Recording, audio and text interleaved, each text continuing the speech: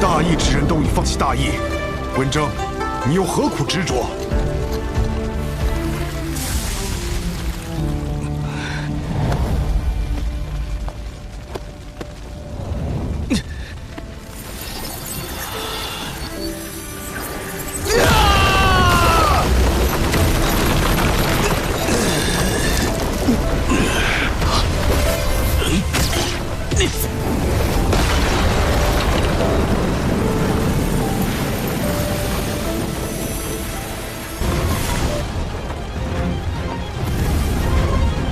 玄似失德，亵渎神颜，此乃逆天之举。今大义气数已尽，大劫将起。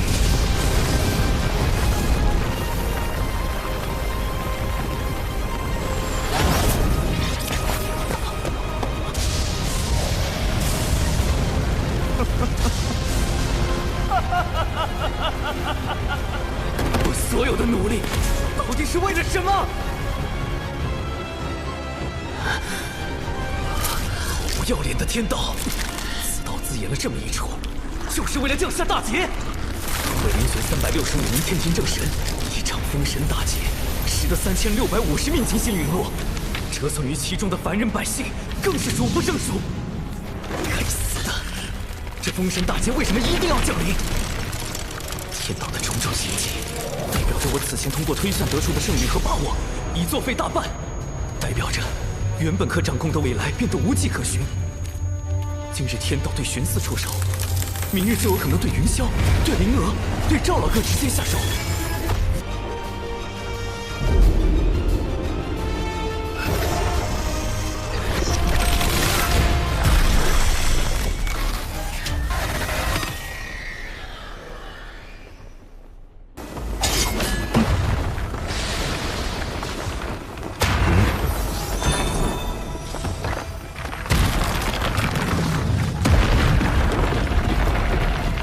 道祖公君，你再不退，这个秘密就将不再是秘密。你赌得起吗？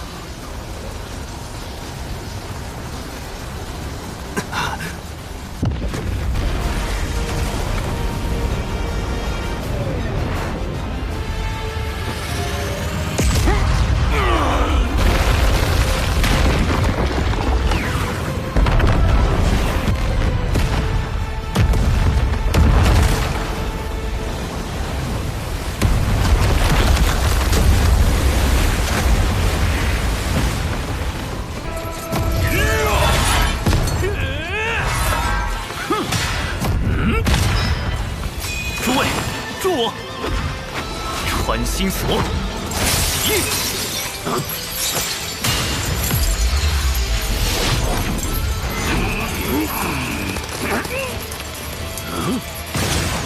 师兄！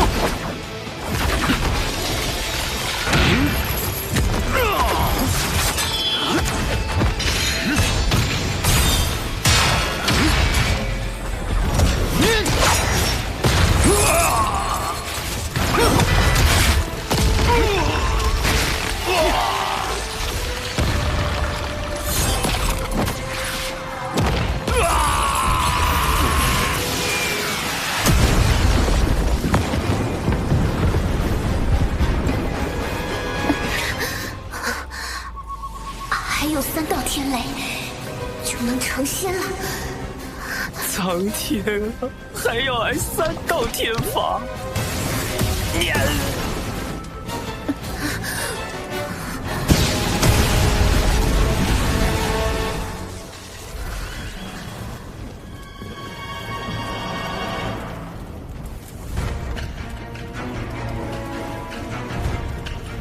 还有最后1道天雷，让天雷劈得更猛烈些吧！猛烈个鬼啊！你考虑过我的感受吗？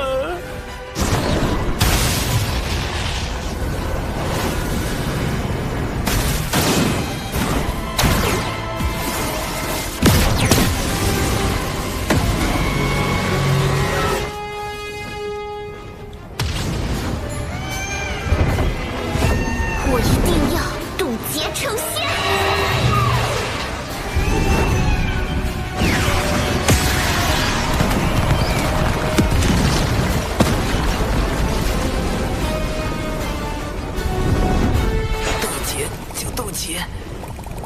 想玩硬闯天雷耍帅的桥段，文字镜还是超少了。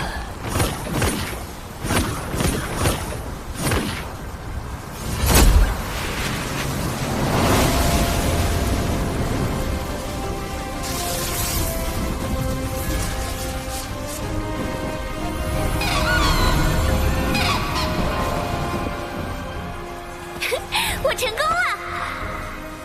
师兄说过，大道自生，非灵而动，非信而往；自道由心，非天地生。为正为本，却不知我道为何。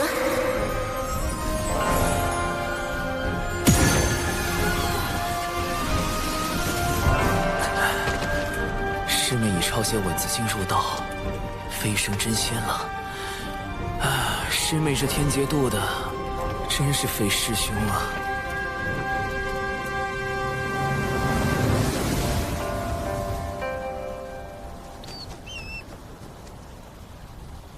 小家伙，护着你收完天罚，我和你屠老大得回去了啊！太清老爷这么久不和我俩唠嗑，你一定老想我们了。闲话讲许多，太清阿嫂来得才浓。多谢二位前辈。走了。师父已受封山神。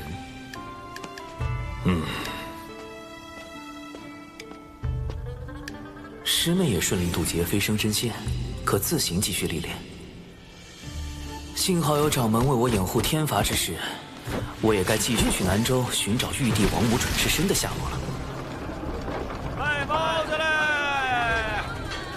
公子今天起来晚了呀，就等您了。公子请品茶，这是刚来的高级货。公子好久不来我们这里了，可想你了。哎呀，昨晚在戏楼玩得太晚了，还输钱了。今天起来这个腰酸背痛，来，我给公子按摩下。你给我挠痒吗？重点儿。是。不够。再重点儿。没用的东西，快，再给我用力，用力！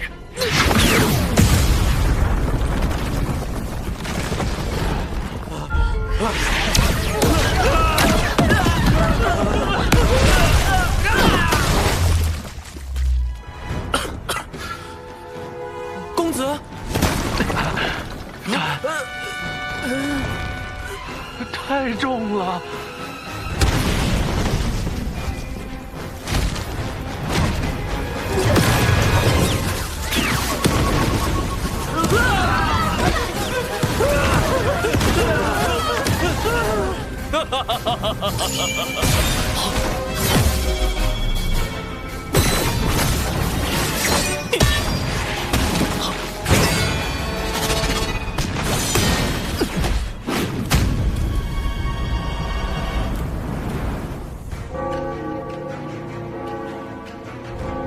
人皇归于火云洞后，南州涌现出众多凡俗大国，有秦国在其中实力较强，又是门内供奉的主要来源。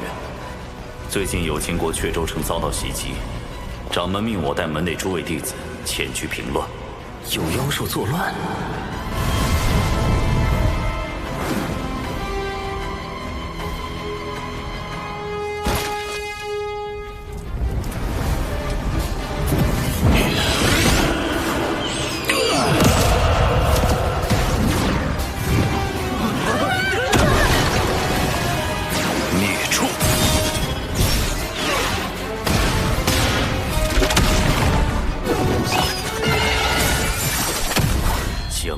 就地格杀！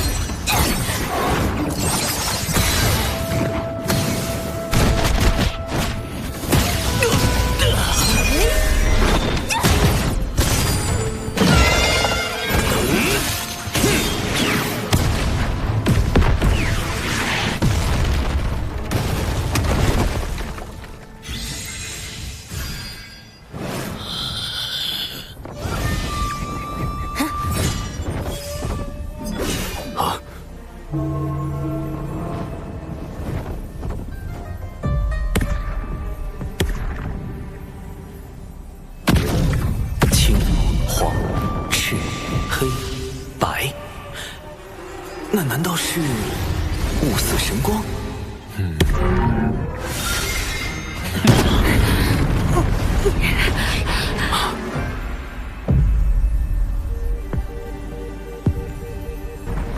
乃日，可他身上没有任何阳刚之气，也没有半点阴柔气息，阴与阳在他身上仿佛完美相融。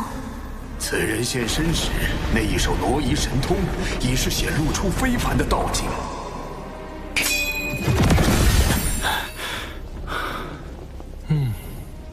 他杀了多少人？道有何意？了断因果，要么本座杀了你们所有人，要么你们说出他杀人几何，本座去救对应数目的人族，如此两不相欠。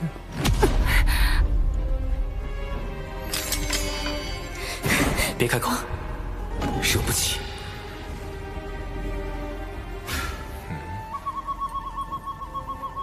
出来！地下那个，他竟能截获我的传音！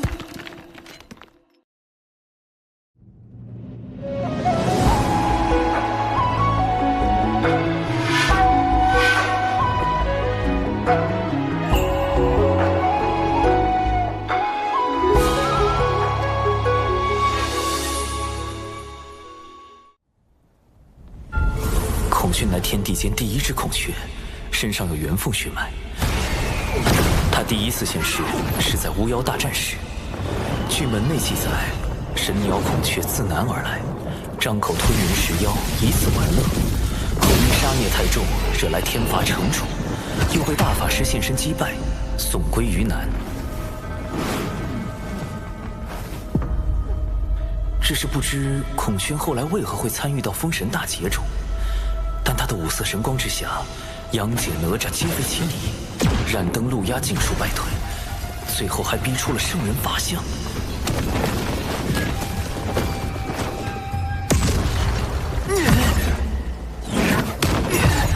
这实力完全就是三教大师兄级别的。三教大师兄？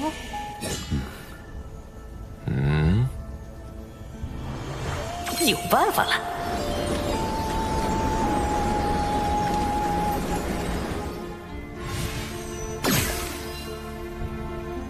玄都小法师，刚刚传音给我的不是长寿师兄吗？高人在场，今日万万不可轻举妄动。若我推测不错，这位高人是天地间有数的大能。贫道玄都小法师，这几人都出自我人教道成，还请道友手下留情。小法师，你与玄都大法师是什么关系？同门。有何凭证？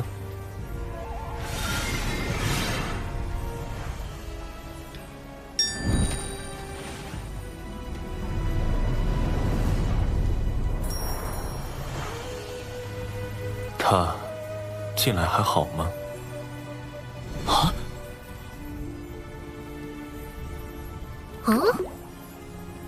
你所猜不错，本座便是孔雀。前些时日，本座这侄儿血脉暴走，神智失守。本座闭关醒来，一路寻到此处。他应已吃了一些人族，说个数量，本座去救了人，再来与你交谈。杀人、救人，本就是两码事。昔日本座亦曾吞噬10万人族，又如何？其后妖族为练陆无界，欲灭绝人族，本座出手护住100万人族，偿还了因果。业障功德即可抵消，杀人救人为何不可护抵？所杀所救，可是一人。天数昭昭，增减护抵。所被吞食者，哎，君雅，少说两句。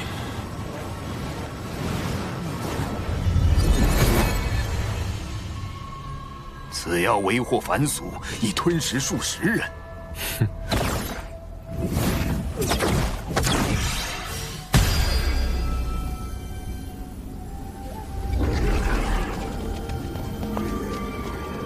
这是几天前被妖族所擒的血石，10倍奉还。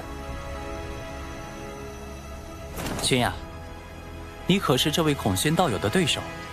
不是，我也不是，忍忍吧。哼，你这小法师，倒也是个妙人。对了，你家大法师，可曾提起过我？实话实说，会不会惹恼这位定位模糊的洪荒狠角啊？我跟大法师同处的岁月不长，但听大法师提起过那么1、2次。他都说什么了？您到底是男是女啊？这个问题不搞懂，总觉得事情会变得非常之刺激。道友，涉及我家大法师清誉，恕我多嘴。您道号写作萱草之萱，还是宣告之宣？问本座属阴属阳，直接问就是了。刚才还觉得你直言直语，性情不错。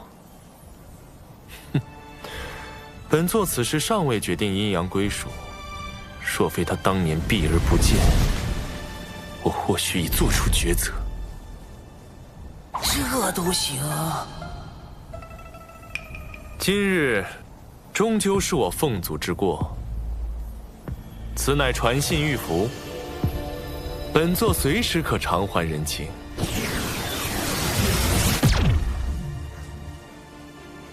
与大劫牵扯之人相继现世，只怕大劫不远了。这次应该有效了吧？接下来就该继续寻找玉帝王母的转世身了。你看看嘞。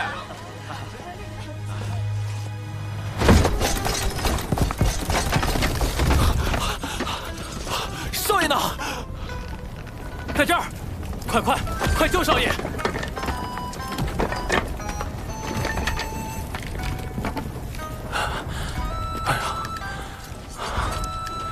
话有明，你可是阙州城将军之子，怎么被这孔雀妖弄得这么灰头土脸？夏明霜，我好歹是英勇负伤，你身为城主之女却龟缩在后，怎么好意思说我？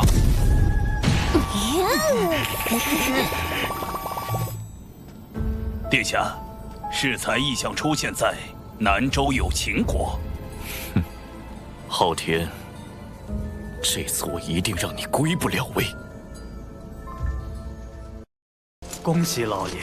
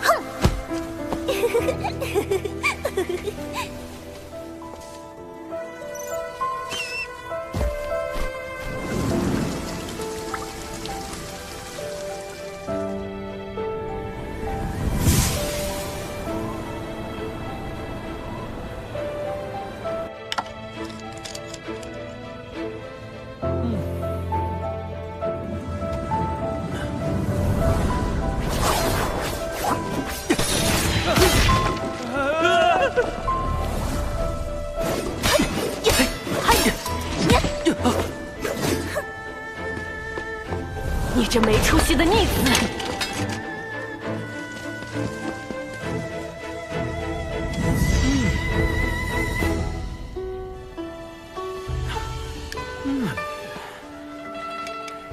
今天就谈到这儿吧。莫要累着了，我明日再来看你。是，少爷。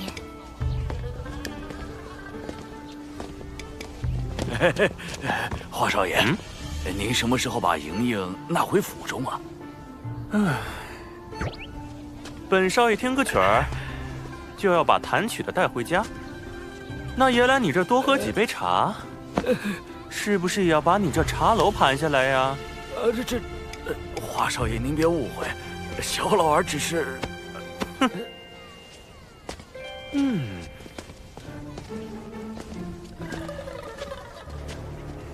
你听说了没有？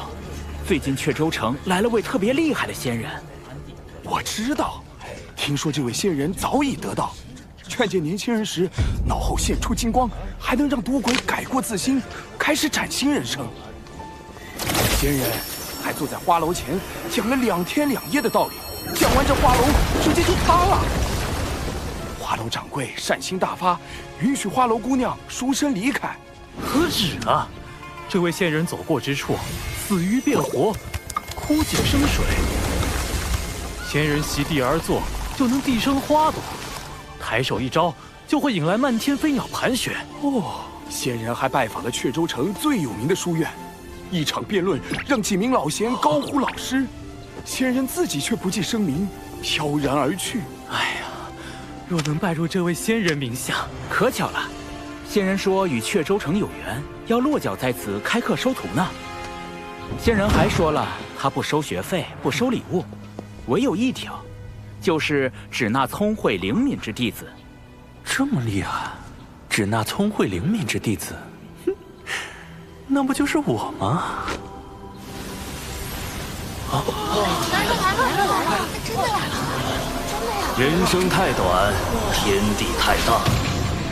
吾心虽怀无限，然双足不堪用。本城人杰地灵，风景也是不错。吾愿在此逗留3年，教导7、8名弟子，而后继续远行，探究天地之边界。仙法讲求仙缘，吾之精力亦有限度，最先20位入门者可听我讲课。依据课堂表现决定去留。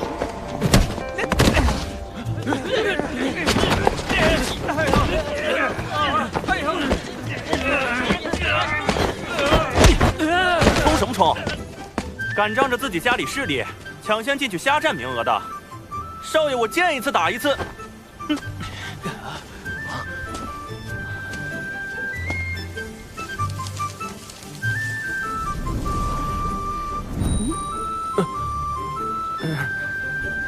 去，后边去。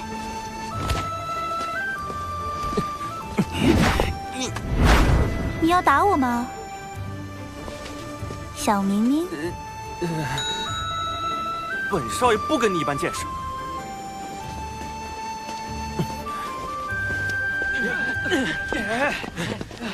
出身富贵却大字不识的，能学到什么？不如将位置让出来，给那些真正读过书、学过道理的同辈，这样才能为本城培养出更多人才。一时不学无术，怎能代表一生便不学无术？那一时不得意，也不代表此人一生便无宏伟大功。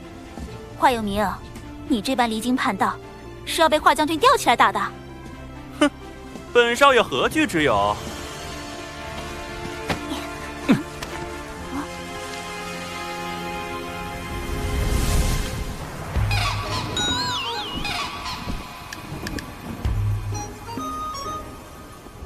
水神老师，不好了！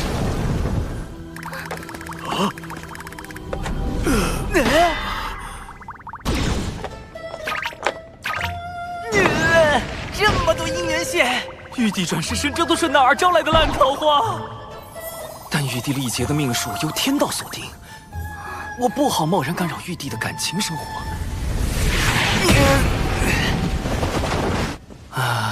我能怎么办？总不能去华府当家丁吧？萧指人探得华有明想学习仙法，我便学习蓝星的网红营销方案，在城内打响仙人名声，惹来各家追捧。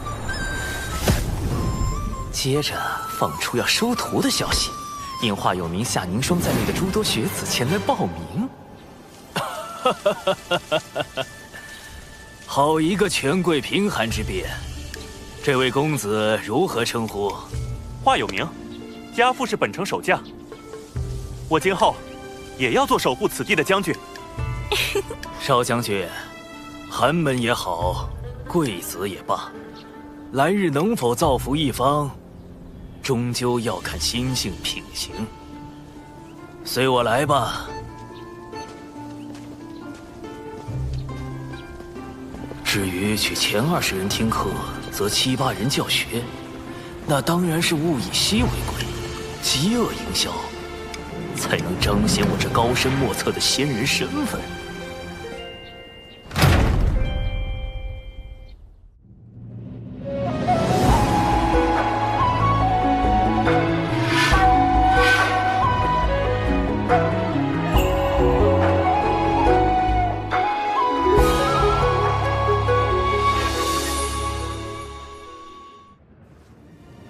我只会教导你们3年，这3年能得多少，全看你们自身。你们想学什么，我便教什么。但我教什么，你们也要学什么，懂了吗？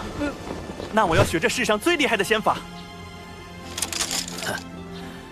仙法我自会教授，不过我只会传你们一点简单的困敌手法，比如操绳术。操绳术听起来就很糊弄人。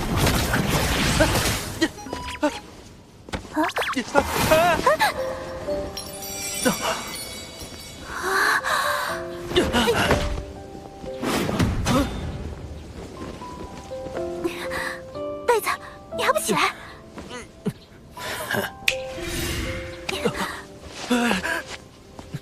这个夏凝霜还挺好看的。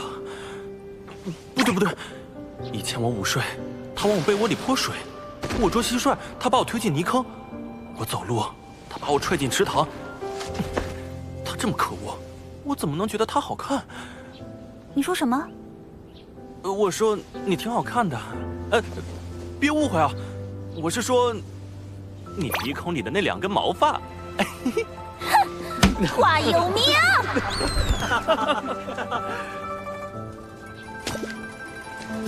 哎呦！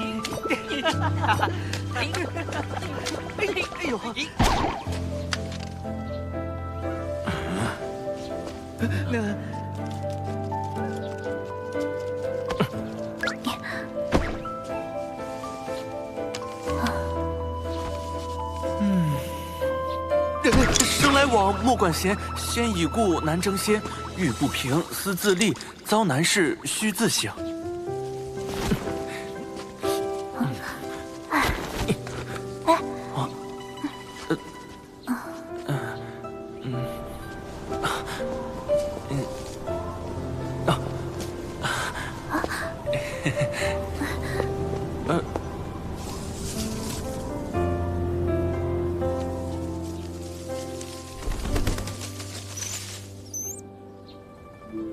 诸位学子，不知不觉间，诸生同堂学习已有3年。入学伊始，有名与凝霜的贫寒之辩，我便想教会大家：万物同处世间，高低本非定数，自不必分出贵贱。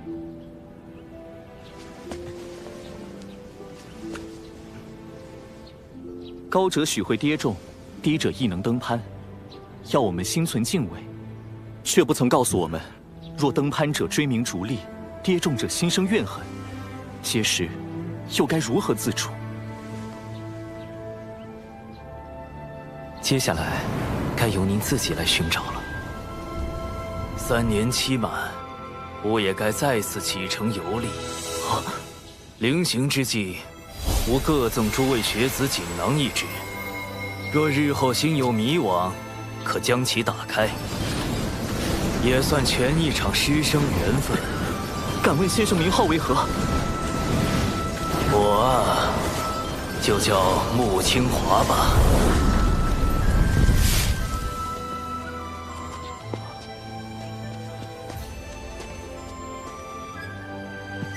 多谢先生3年的悉心教导。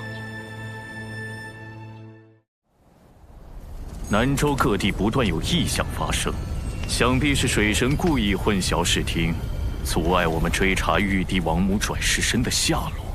太子，既然玉帝历劫为天道所定，妖庭一息仿教都不能明面上出手干预，那不如我们借些外力，比如凡人自相残杀。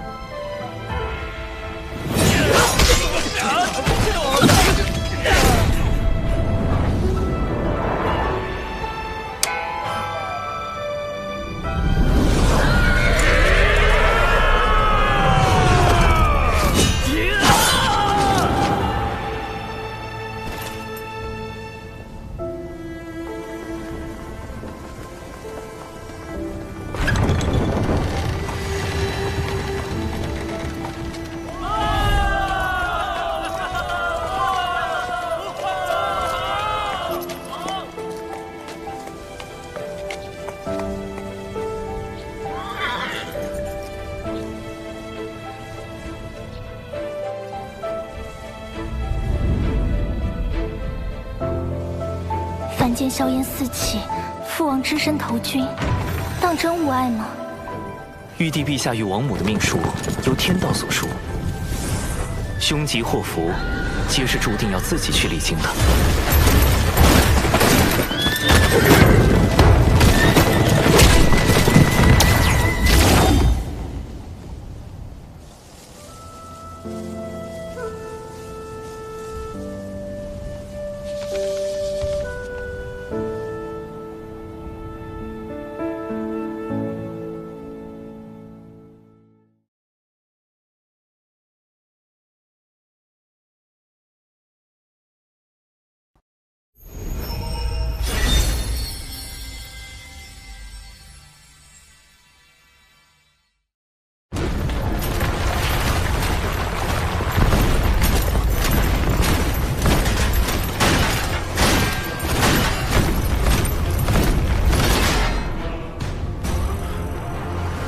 大军压境，我们不能自乱阵脚。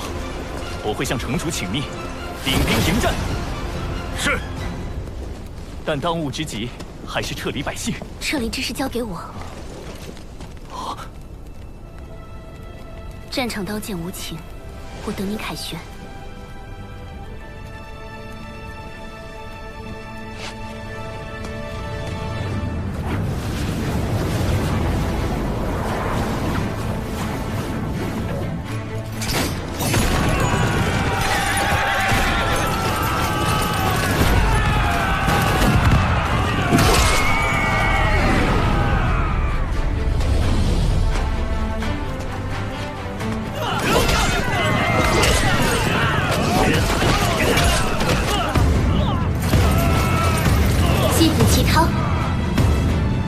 踊跃用兵！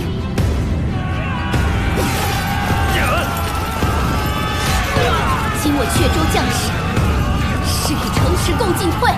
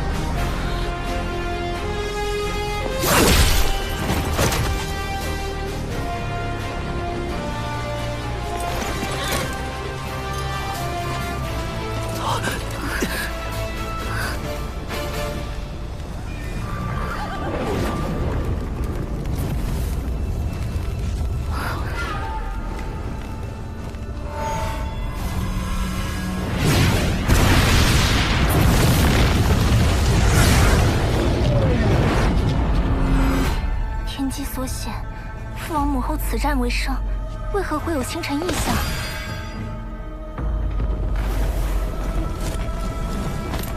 不是阙州城有意，是整个有情国。有情国的国运要崩塌了。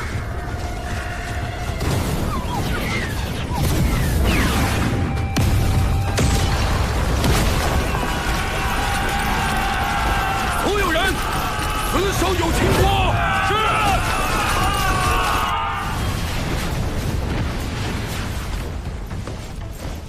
啊！有情国都城遇袭了。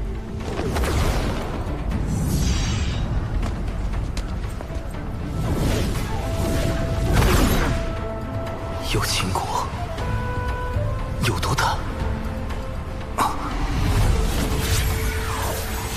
去。是。太清圣人竟然也如此关注有情国之战，看来此战背后并不简单。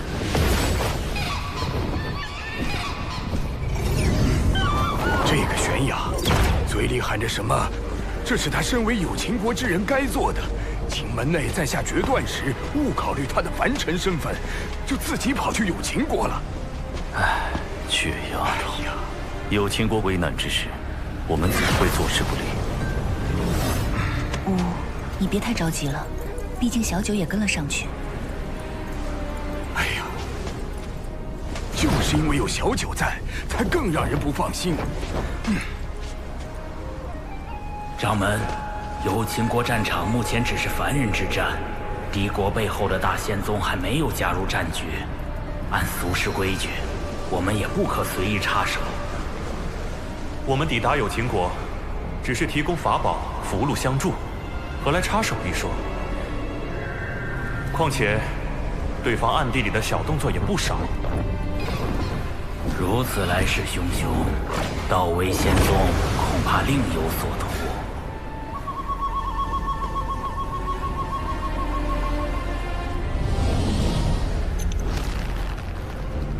今日终究是我奉祖之过，渡仙门弟子拜见前辈，多谢前辈搭救之恩。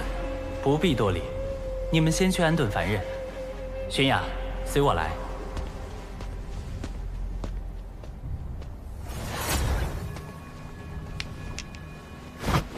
长寿师兄，我是不是又做错事了？那明明是我们不能敌的存在。可玄雅觉得哪怕被打杀了，死在那儿，也该发出自己的声音，让施恶者得到惩处。有情师妹，你跟我还不太懂事时，性子简直一模一样。别愣着了，来坐。但现在的我已经变得跟大多数人一样，遇到1、2次磨难，会主动收起棱角，让自己变得圆滑，去思考自身所处环境，并逐渐被环境同化。而你，哪怕遇到了挫折，遇到了打击，也没放弃自己的坚持。有情师妹，其实我刚才想好了该如何说教你。我应该让你知道洪荒的险恶，让你知道，去触怒这种大佬，只是白白赴死。喊得再大声也扭转不了什么，还会连累门内诸位长老的性命。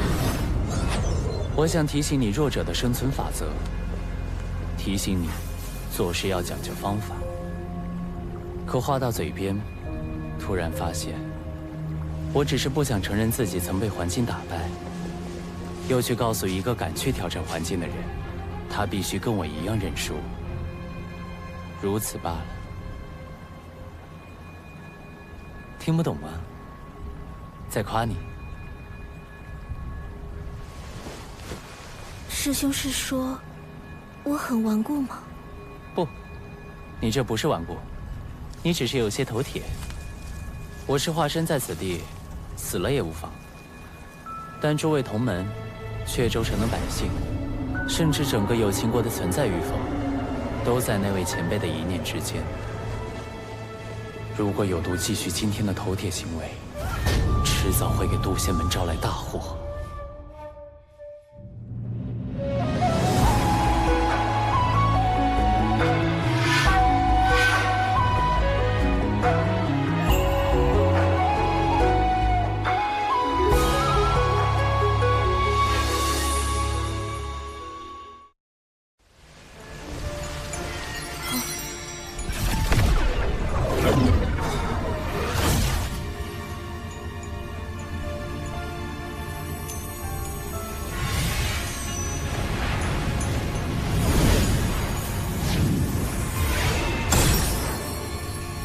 这就是你刚才的行为可能导致的后果。粉碎。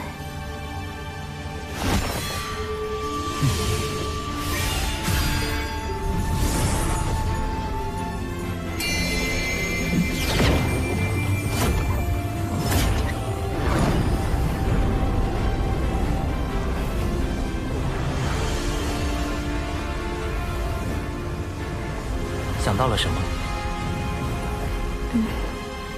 要讲究方法。你如果选择坚持心底的正义，该如何表达？如何才能让玉不碎，石轻移？有情师妹，你这颗侠义之心，比长生道果都要珍贵。但要记住，要将它用在合适的地方，它才能够绽放出更璀璨的光芒。所以，不要被人利用，学会审时度势，不成一时之勇，懂得有进有退。洪荒之中，是非对错反复交织，并不存在绝对的对与错。为兄希望你能学会如何保护自己，保护身边的人，也希望你能保持这颗珍贵又高尚的心灵。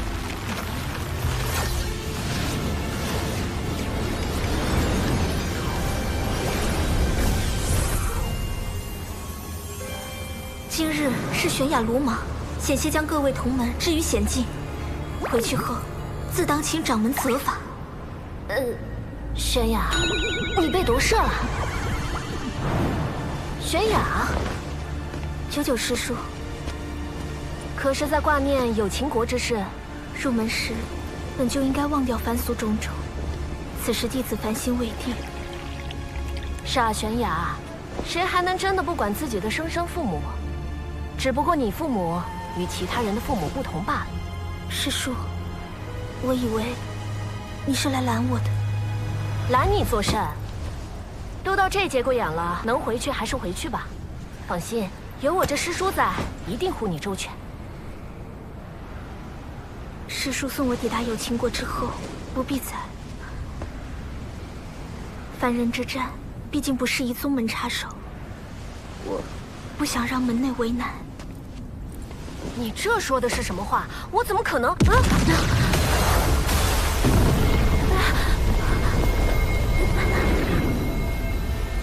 各位道友何必着急赶路？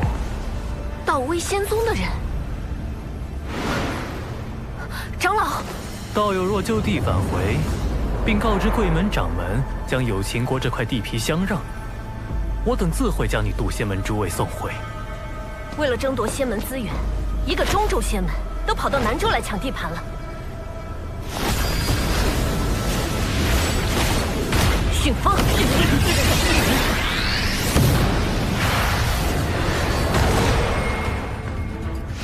既如此，就别怪我们不客气了。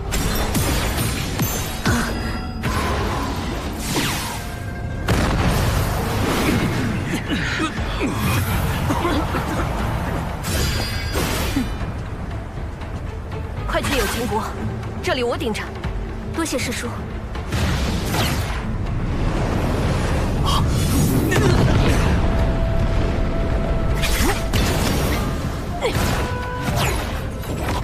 母亲，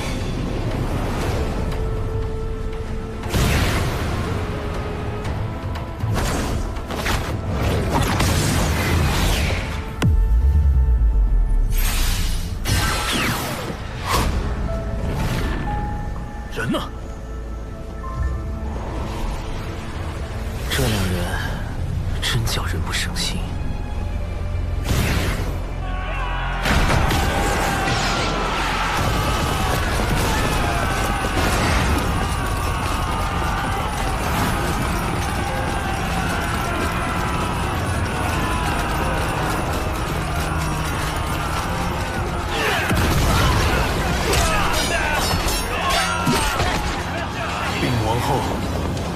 太子已殉国，我儿，天要亡我有情，我的孩儿，他还没有名字呢，我还没看着他长大成人，不能，不能！我们活下去，一定要活下去！所有人听令，从后殿撤退！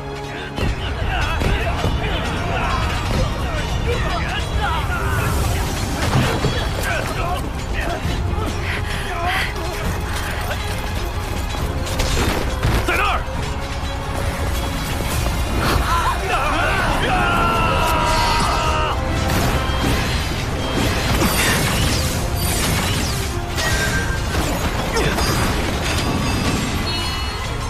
你们被强化了，快上！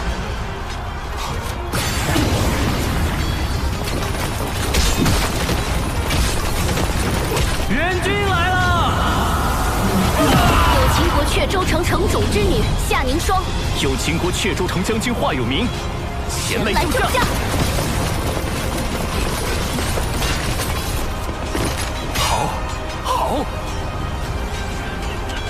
有秦国主靠嗑药续命，强行做了数百年君主，虽因违反天道招致浑身业障，但有秦国百姓也算安居乐业。只是太清圣人的目的，究竟是让我保有秦国，还是保华有明和夏凝霜？虽然这二者之间并不冲突。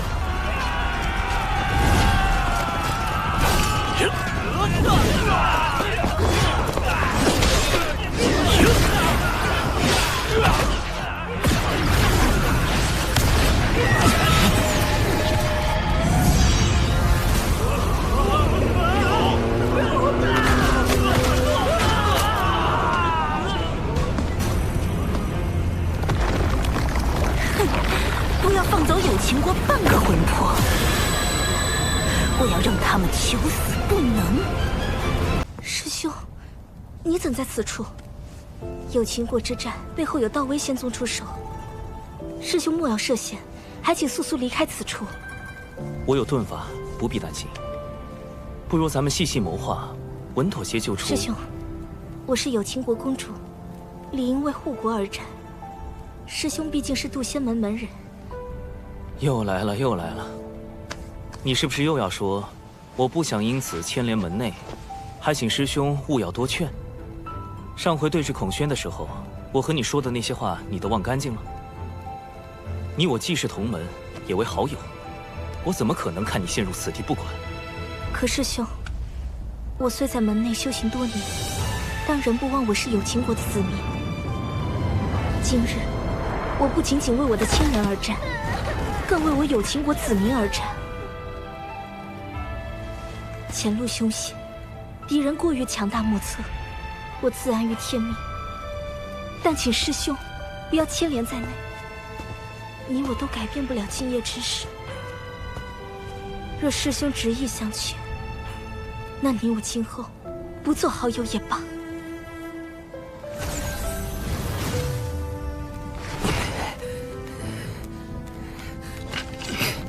不管了，随他去吧。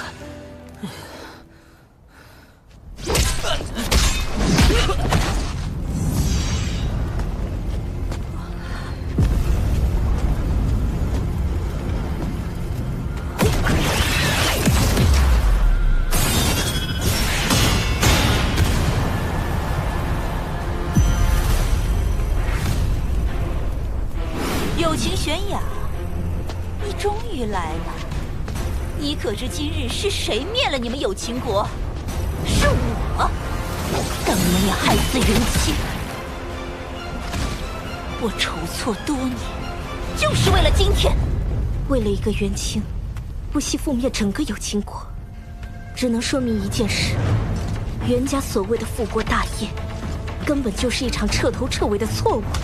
你住口！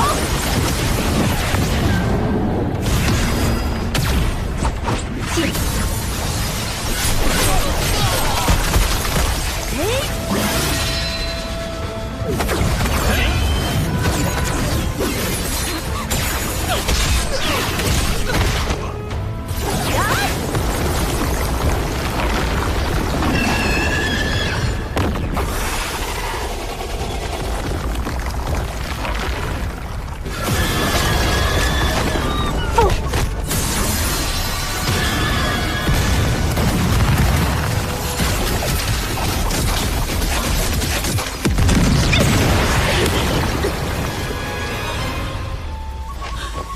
我可是天仙境初期，你一个真仙境巅峰，怎么可能？真是话都不听我讲完，今天就照你一次，暂时将我的力量借给你，以后打500年光来还吧。嘿，乘风破浪，嘿。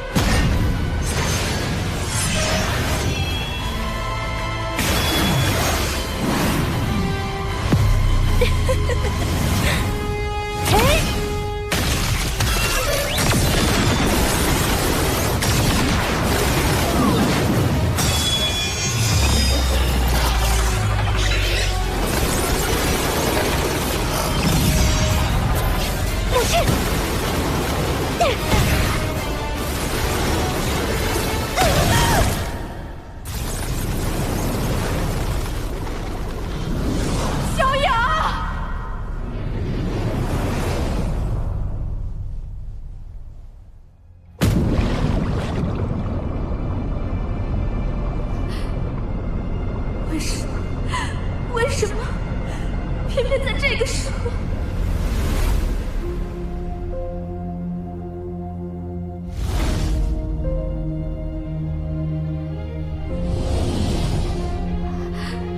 师兄，帮我！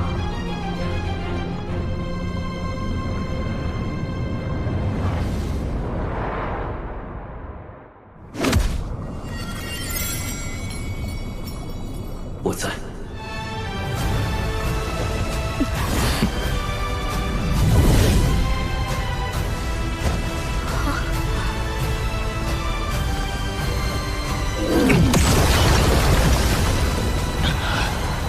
不想死的，自封修为，原地打坐，你除外。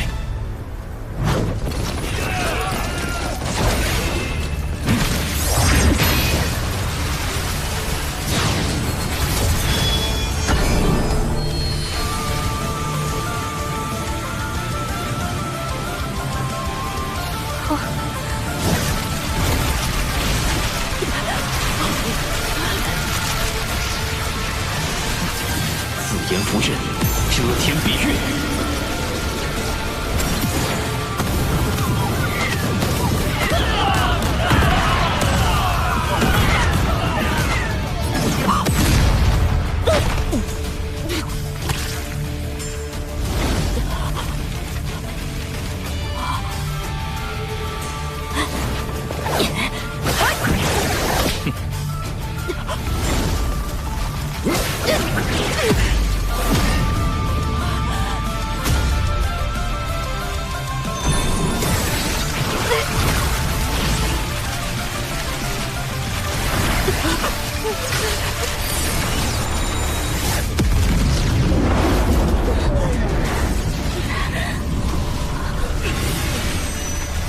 大威仙宗的人没拦住，祖先们来援了，快撤！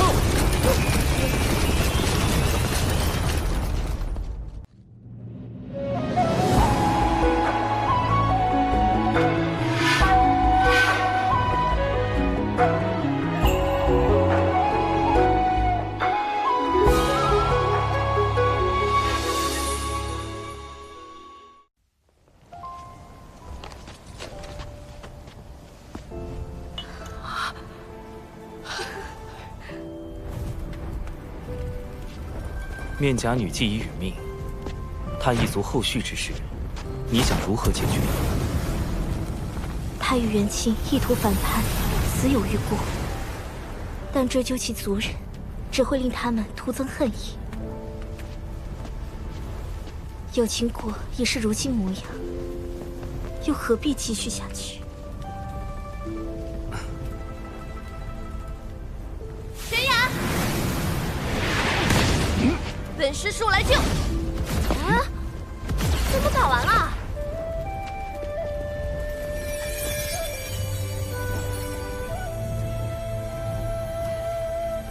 救救师叔，掌门。玄雅，我理解你担忧亲人，但你一个人来有情国太危险了，往后行事还是要多加思虑。掌门，好了好了，玄雅不哭啦。燃灯副教主，就是他们渡仙门，欺我阐教道威仙宗。阐教副教主燃灯竟然亲自现身，难道道威仙宗进攻有情国，也是燃灯授意的？有情国之战的背后，莫非是人阐两教之争？明明是你们道威仙宗一言不合就开打，还赖到我渡仙门头上来了。小九，莫要冲动。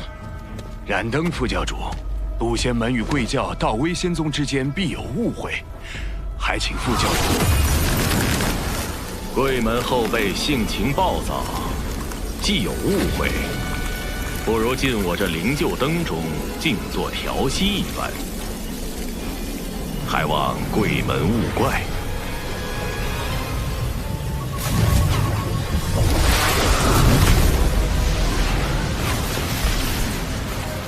这燃灯是非要和有情国过不去了。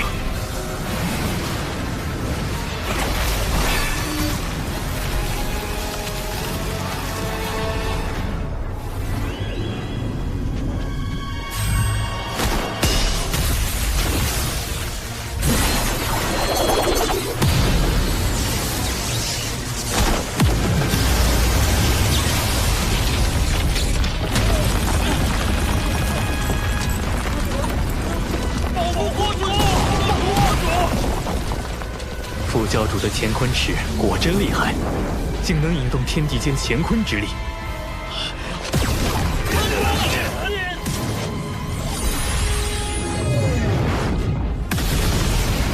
有情国不过一众凡夫俗子，今日必要将他们彻底斩杀。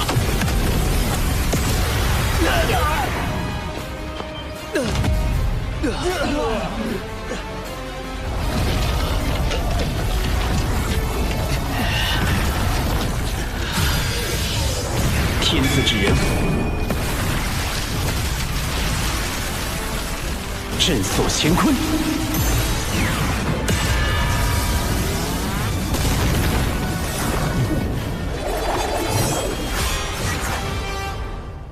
玄都小法师在这时候跳出来，莫非也是为了玉帝转世身而来？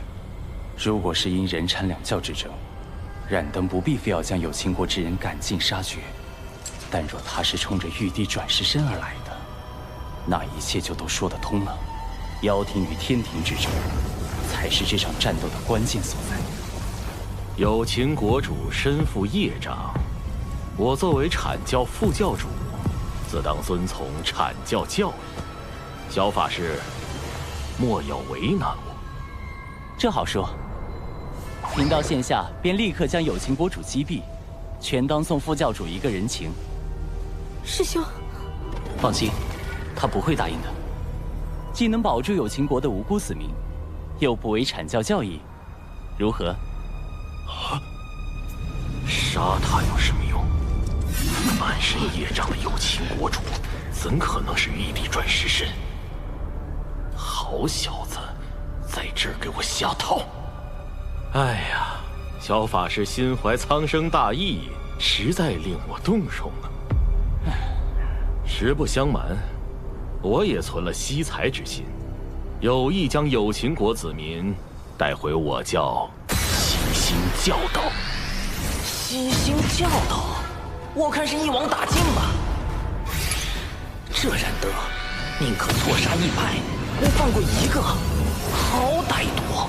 孔宣道友，晚辈有难，还请出手相救。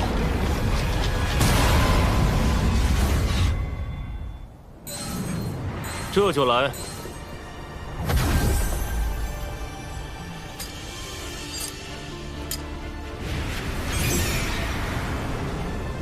道兄留步！道兄留步！你哪只眼睛看到我师兄？莫非是我认错了？不好意思，不好意思，这位仙子，是我赵公明眼拙。你哪只眼睛看我是仙子？啊！那你到底是凶还是仙子啊？难道既非凶又非仙子？魔宗竟然有这种族权！找死！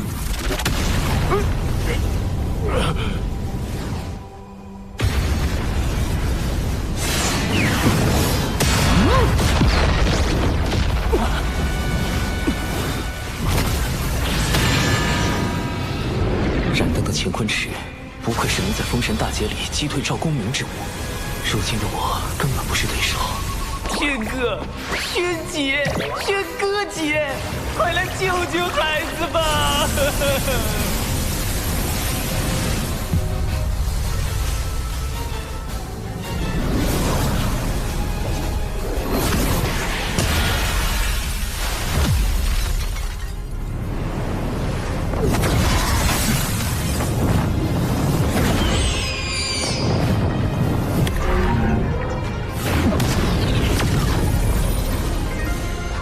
本座在此，谁人敢伤玄都角法师？孔宣道友，孔雀道友，莫要给自己招惹因果灾祸，免得贫道出手伤了你。因果灾祸，出手伤我？巫妖大战时期，人族被巫妖两族杀至百不存一。那时，人族尚未获得修行之力，为躲避天上的妖族、地上的巫族，不得不躲入地下生活。在那个最黑暗的年代，妖庭得天道护佑，人族反抗妖庭，就是在反抗天道。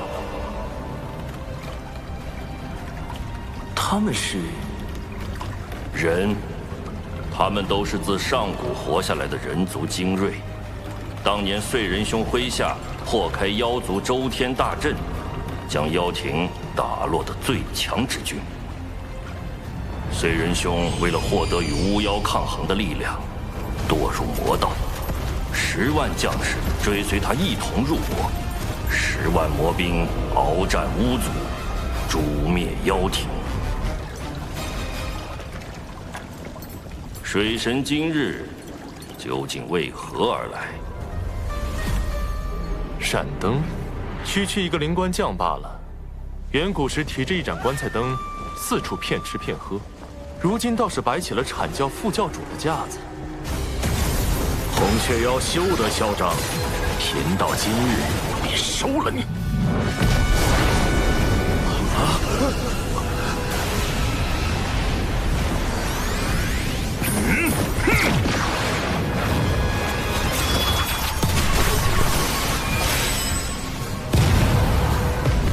这破齿果然废物。是吧？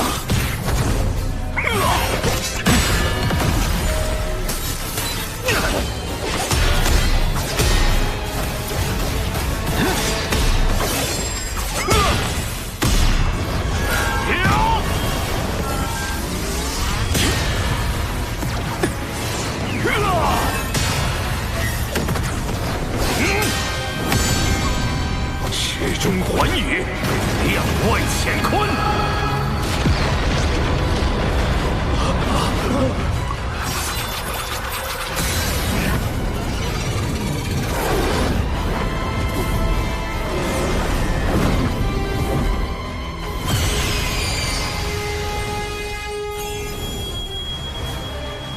五色神光，灵杀。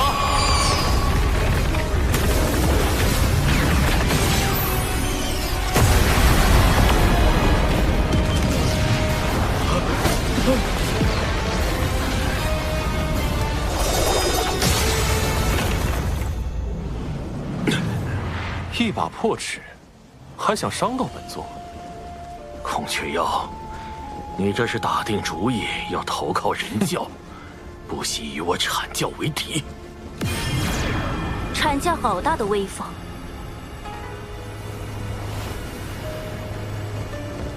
云霄仙子，公明前辈，连截教也被惊动了。此前恕我失言，望孔玄道友见谅。仗着仙人神通，欺凌凡人，若非有孔宣道友和小法师道友护持，乾坤池怕是早已让有情国灰飞烟灭。有情国气数已尽，我阐教顺天而行，诛灭此国。截教前来，所图为何？天命不佑，自有我截教为万灵截取一线生机。你们这是要反天！燃灯副教主，可还记得天道因何而生？远古龙凤麒麟大战时，三族震碎洪荒，盘古残存在世间的意志，为守护洪荒天地，化作天道，约束众生。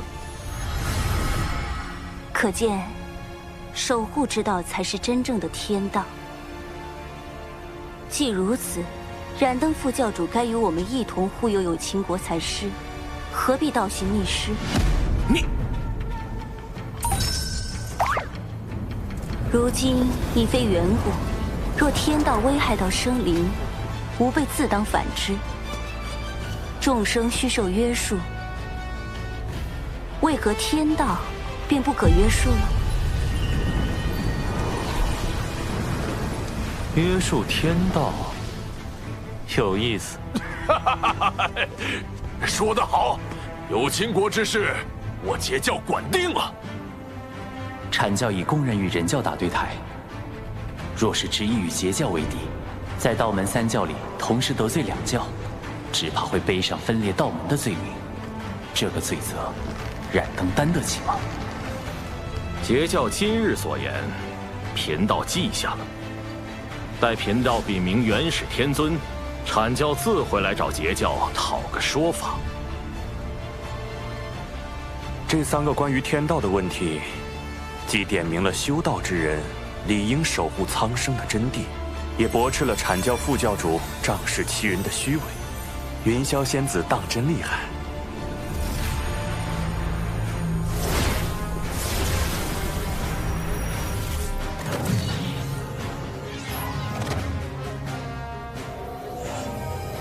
未来封神大劫开启，阐截两教闹翻，燃灯还会用这把乾坤尺偷袭赵公明，绝不能让乾坤尺回到燃灯手里，可又不能因此加剧人教与阐教的矛盾。孔宣道友莫要恼怒，我代燃灯副教主跟你赔个不是，道友万万不可抢走他的乾坤尺啊！本座虽然可以，但没必要。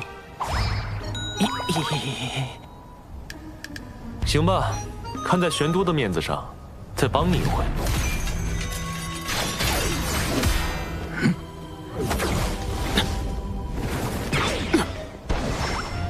燃灯副教主莫怕，道门一家亲，我来护你。这么好玩的事儿，怎能少了我赵公明？哎呀，孔宣道友的极速神通当真惊人，赶不上啊，赶不上！燃灯副教主，你何故伤我？你们几个，够了！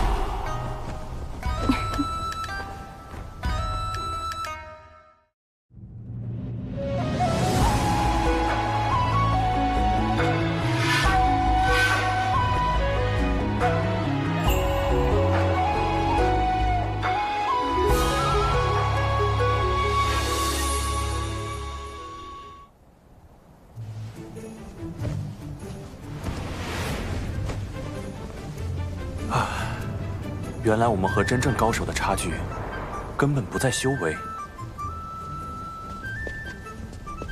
难道我们是差在法宝不够好吗？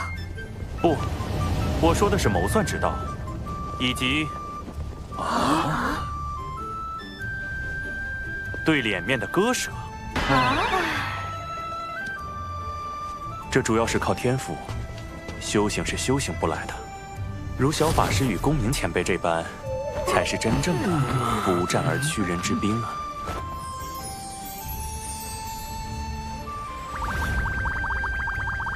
怎么，小法师是觉得本座拿不得乾坤尺吗？孔宣道友不能如此想，今日是冉登副教主对你出手在先，你也是不甘受辱，愤而还击。副教主乃洪荒民宿，他定不会介意用乾坤尺向你赔罪的。谁说？若他计较，就是故意损阐教威名，毁道门清誉。还是小法师明理。这乾坤尺送你了。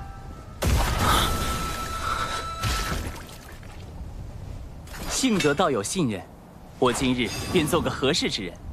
冉登副教主与孔宣道友之间的恩怨就此了断，如何？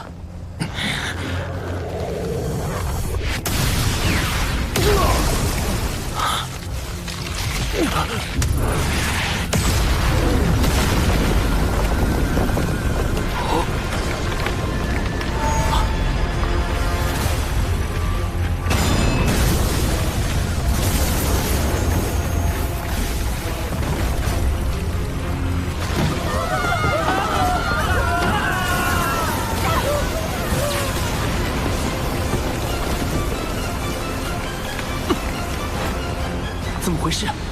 天道的力量在剧烈收束。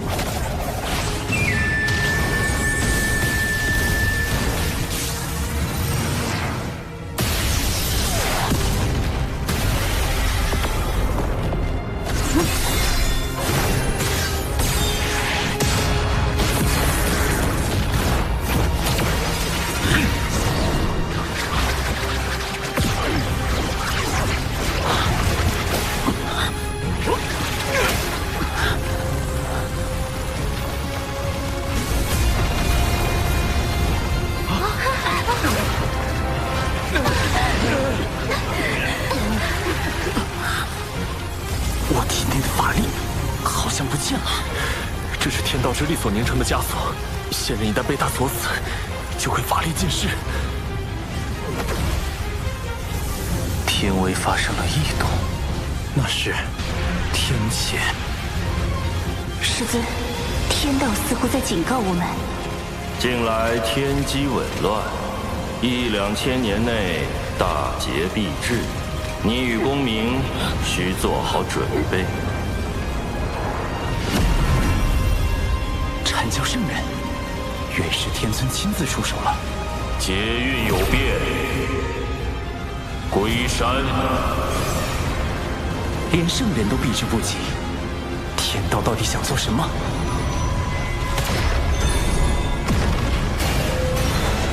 任你机关算尽，有秦国终究在劫难逃。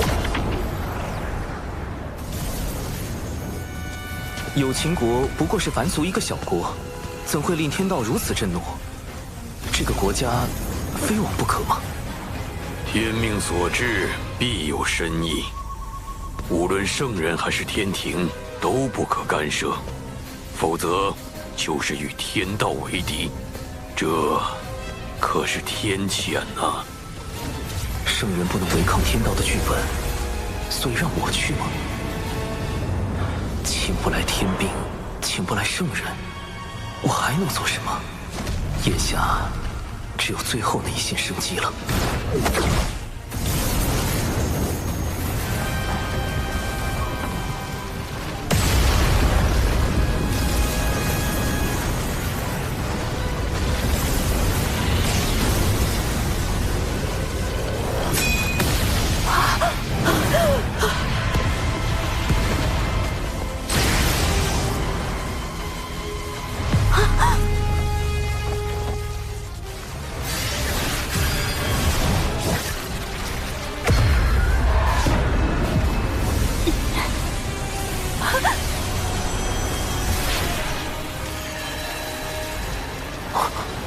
天雷消失了。简迪，你怎么样？有没有受伤？你还怀有身孕啊！简迪生气，他腹中的胎儿就是未来的商国始祖。气，这就是天雷避开简迪的原因。而一个要建立商部落的人，势必不能承袭有秦国的国主之位，这也是天道要往有秦国的原因。为了开启封神大劫，就要生商；为了生商，就可以毁灭一个无辜的国家，杀死无辜的人。这样的天道，还能够阻止他吗？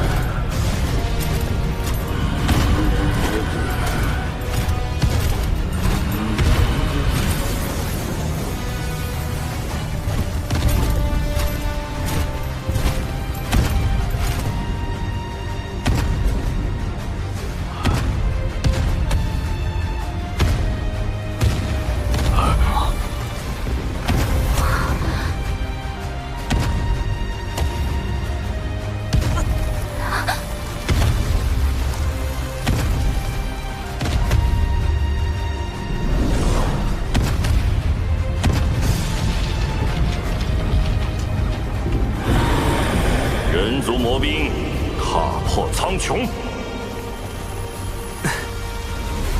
唯一能与天道对抗的，就是与之截然相悖的魔道。踏破天穹之事，人族已做了一遍，不介意做第二遍。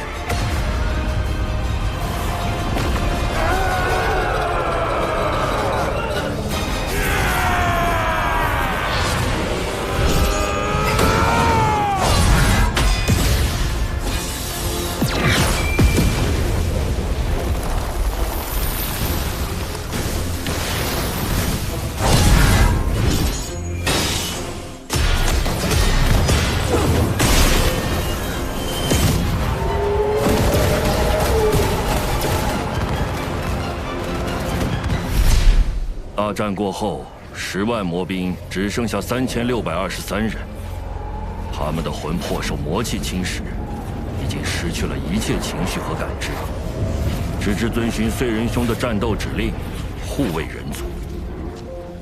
那燧人前辈他，天道判定他魔气深重，已经成为天地的隐患，于是剥夺了本属于他的天庭地位，欲将他禁锢。燧人兄不得不退守火云洞，一面修复战体，一面镇守人族气运，制衡天道。大禹前辈，要如何才能约束天道的力量？燧人兄就是对天道的反约束。吾等在洞中修行燧人兄的星火大道，就是为与天斗。若天再对人族举起屠刀，吾等就在大地上一跃而起。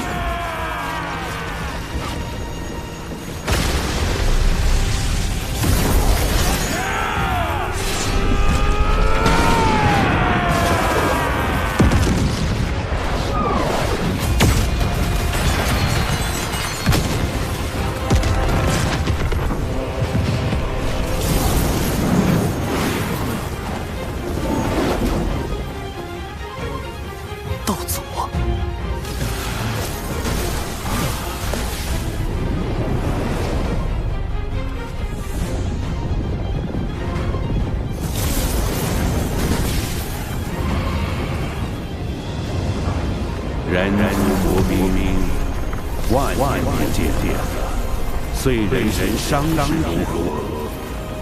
不劳挂心，燧人兄托我前来向您问问。人皇虽离开俗世，却容不得人族被随意欺凌。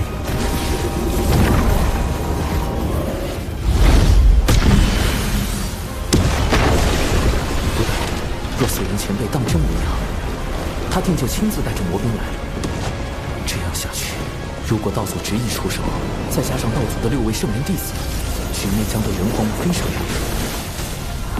天庭水神拜见道祖，小神奉玉帝王母之命，辅佐龙吉殿下，暂代天庭诸事。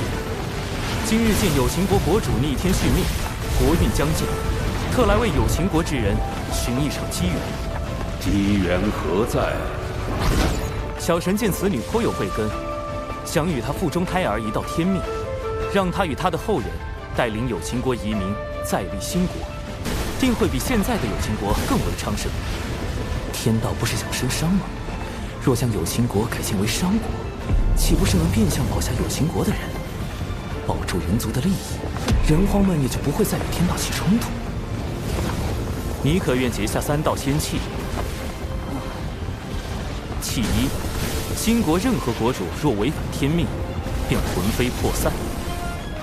契2，新国须遵天庭，遵祖遵礼。契3，国不可养修士，天庭自会与尔庇护，如何？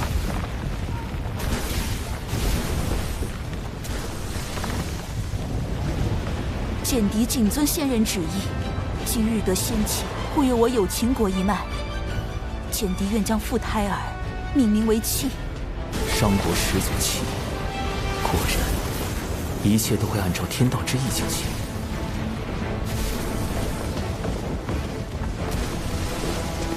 小神如此处置，不知是否合适？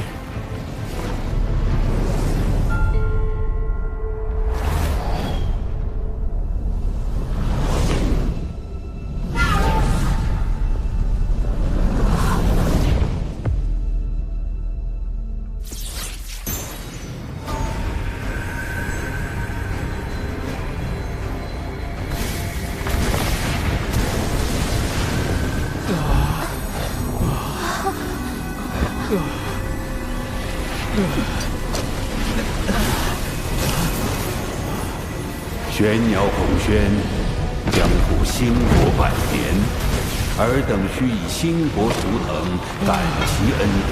孔宣道友怎么了？道祖对他进行了修正。什么是修正？天道绝不允许任何事物违逆天命，一旦发现，就会让道祖进行修正，或动摇其意念，或将其一举抹杀。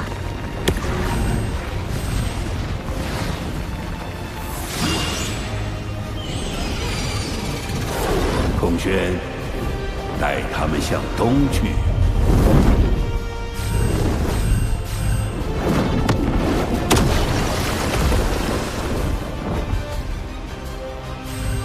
孔宣领旨。所以，是天道让道子篡改了他们的思维，哪怕是有秦国自愿升商也不够，必须得有玄鸟升商。天道就容不得封神大劫的剧本出现丝毫偏差吗？众将听令，收兵回火云洞。长庚，我曾问过你，人以天争之事，争有成败，成则改天换地，败则沦为天道掌控洪荒的棋子。如今你应当明白了，人族所面对的是怎样强大的对手。无志不改，此战无休。人族若想强逆天意，除非拥有盘古那样超脱天道的力量，不然终究会被天道所禁锢。可即便是如今洪荒最强的道祖，也必须遵循天道意志行事。只靠力量，真的能胜天吗？长寿师兄，我与父母终会有再见之日，对吗？一定。未来封神大劫开启，商国百姓必会卷入无端战火。我要想助人族避开劫难，往后势必要与天道博弈。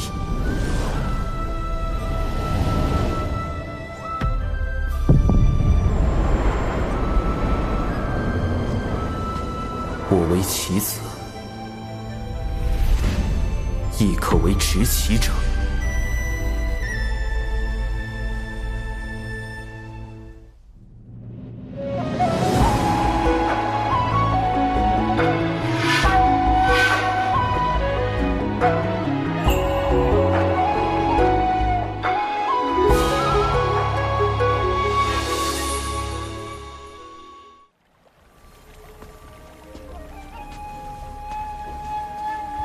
弟子修行至今，是否改变了什么？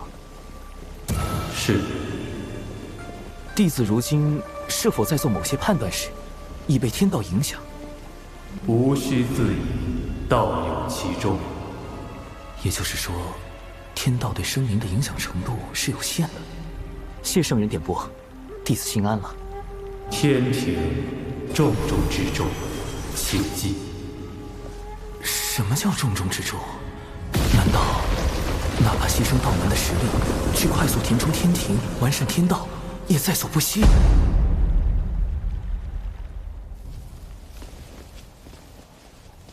师尊说，今日之后道门将有大劫，只是天机紊乱，师尊也无法窥到大劫的真相。从古至今，劫难来去，早已习惯了。小法师还未经历过大劫吧？一定要小心。大劫来临时，谁都不知道心底泛起的念头是否就是天道作祟，要拉自己入劫。天道为何要降下大劫？天地间的灵气是有限的，随着越来越多生灵开始修行，将灵气化作自身法力，天地灵气濒临枯竭，于是天道降下大劫，强制让生灵将灵气归还给天地。似人族这般，不用灵气修行也可生存，修行也可成为高手，护卫天地的种族，倒是很符合天道的利益需求。人与天均衡发展的办法，或许就在这里。小法师道友，燃灯副教主虽已离开，却不知是否会在暗处设下埋伏。可用我送你回天庭。啊！哦！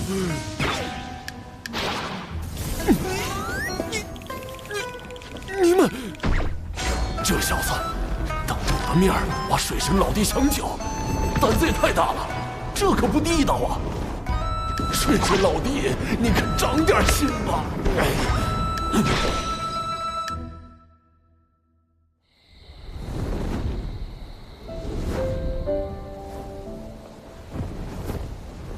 唉，怎么了？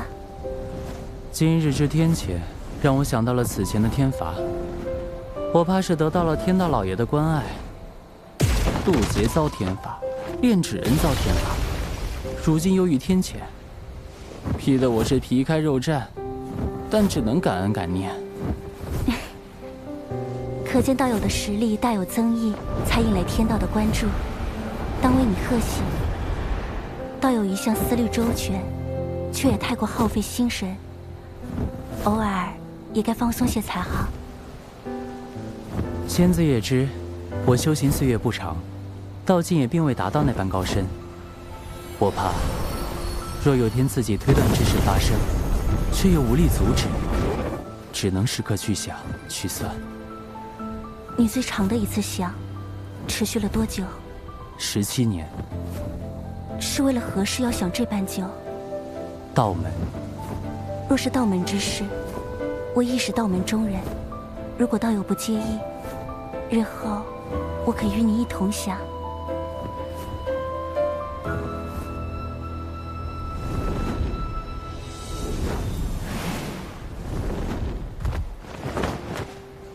多谢仙子送我这一程。那我这便回三仙岛修行了。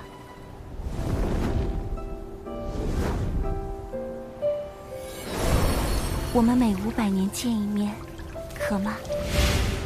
仙子，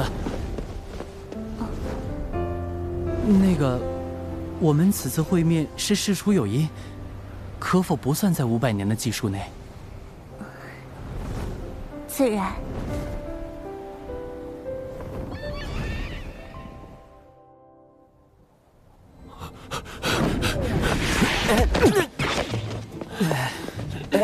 公明前辈，这是作何？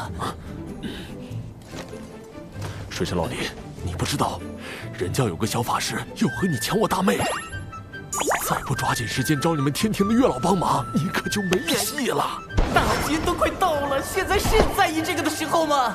我该怎么跟你解释？那个小法师就是我呀！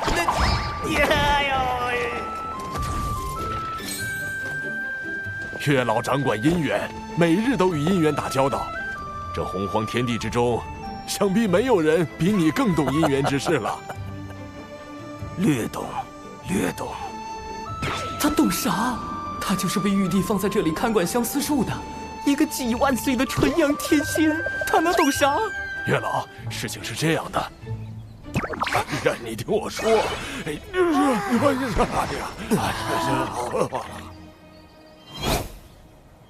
啊，我明白了。云霄仙子想和水神做知己，水神想和云霄仙子做道侣。没错。可云霄仙子这般的先天生灵，在相思树上并无牧人，小神牵不了她的红线，只能另寻他法。不如让水神给云霄仙子写封信，暗表心意呢。信？可是那种看起来很好懂，实际上看不懂的信。莫非公明前辈收到过这样的信？金光师妹给我写过。哦，看来是金光前辈想和公明前辈做道侣，公明前辈把他当知己了。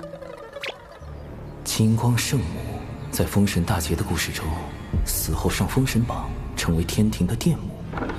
在生商这个节骨眼上，未来的殿母突然苦练未来的财神爷，是姻缘到了，还是又一个天道剧本？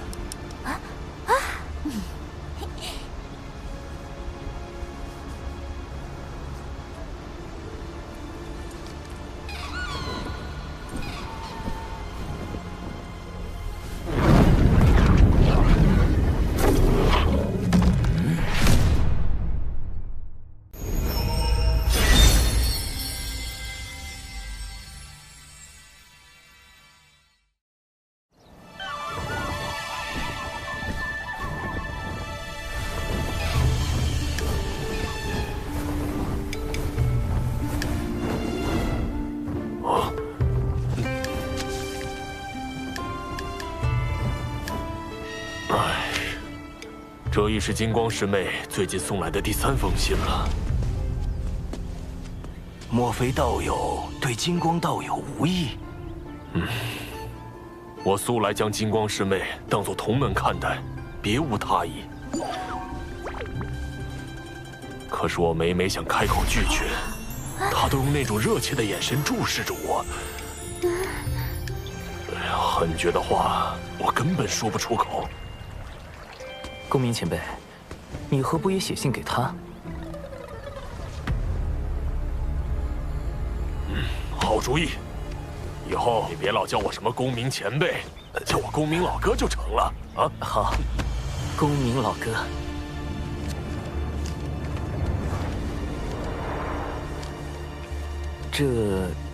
金光前辈，这封信确实是我提议让公明老哥写的，他对你之事颇为烦恼。是我不该纠缠他。不，金光师叔，依我看，公明师叔写此信未必就是拒绝的意思。火灵是指火灵圣母，多宝道人之徒，结交3代弟子的翘楚。封神大劫中为报徒弟之仇，与西周经对阵，是引动产劫对峙的关键人物。说来截教女仙怎么都爱自称圣母？这不是和圣母女娲撞名了？叫圣娘多不实。师叔，您从第4行开始，将这书信每逢双行的首字连起来一读，便知其意。这封信拒绝的够明显了吧？还有什么可看的？今昧莫及，无心久矣。这也太妙了！他还会写藏头诗，是太牵强了吧？若真是藏头诗，为什么我从第1行就开始藏头？金光再傻也不会信的吧？原是我误解了公明师兄的心意。公明，公明！刚才多谢水神，金光师叔苦情久矣，我实不忍看他黯然神伤。听闻您才智过人，这才将他哄来您这儿，还请您出手相助，一因果，我愿承担。金光前辈竟有你这般挚友，也罢，我可以帮你。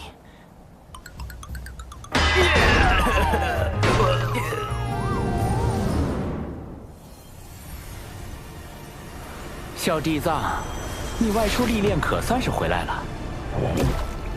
那玄都小法师，关键时刻跳出来坏我好事，实在可恨。快让你那谛听施展神通，我必要将他找出来。早已试过了，连谛听也无可奈何。这么没用，不如早点遁了。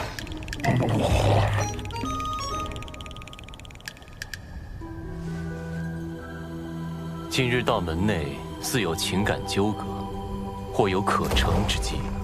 小地藏，你有把握吗？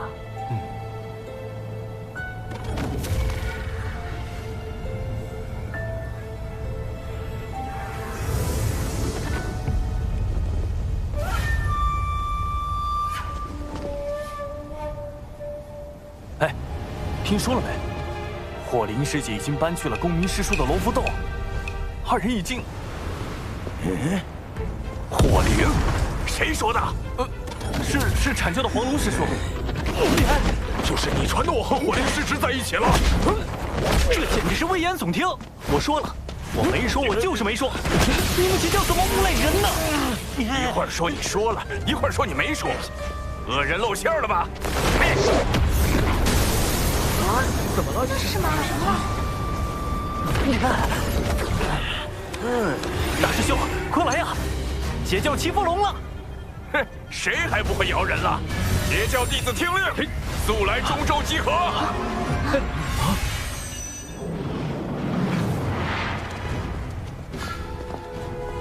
黄龙师弟4处造谣，败坏我徒儿火灵的名声，你阐教这究竟是何意？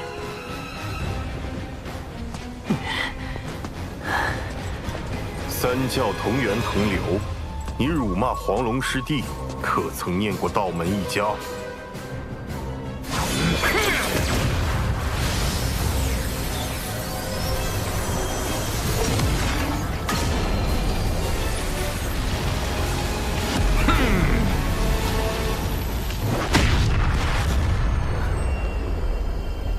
我遭了算计。为何？产劫两教这般情形，不是我们想见到的吗？我要的是徐徐图之。待两教间隙积累的足够多，最后终会崩塌。但今日两教的情状，已远远超出我的设想。幕后设局之人，不但看穿了我的计谋，更用以反制于我。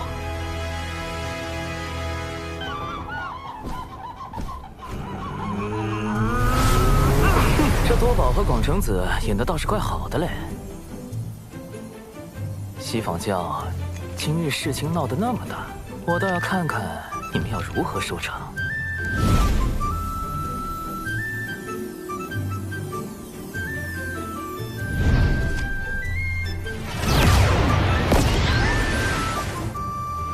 哎呦，玄都大法师终于登场了！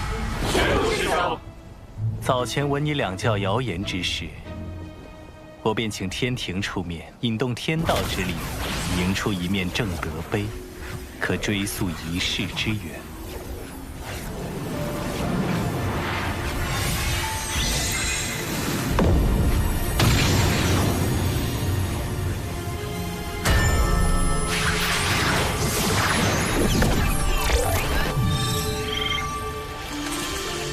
二师尊。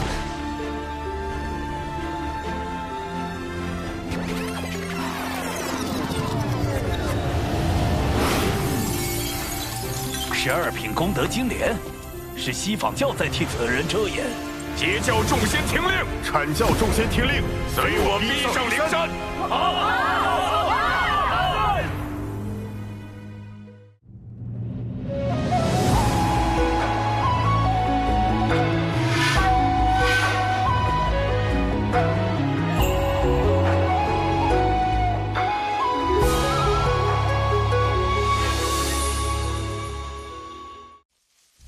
好生凶险，此局真是环环相扣。小嫡藏虽及时返回求援二教主，躲过正德碑之计，但这逼上灵山的算计根本避无可避，怎么办？西坊教能主事的，给贫道出来！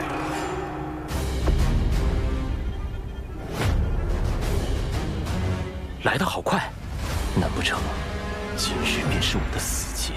主人，估计你这次没救了，记得给我找个好下家。二师尊，不知我在您心中，是否如一枚可以随时被舍弃的棋子？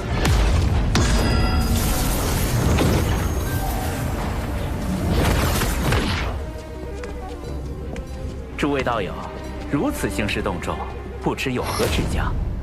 西坊教造谣生事，毁我徒清誉。玄都师兄已用正德碑推演，凶手正在你们灵山之中。道友莫急，西坊教定给你们个交代。你们之中谁做了此事？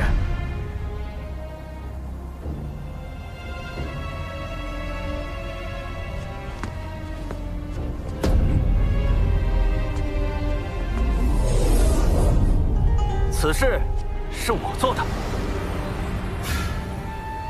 弟子谢过二师尊。主人，你们教实在太不把生灵当生灵看，竟用摄魂之法操控自家弟子。慎言。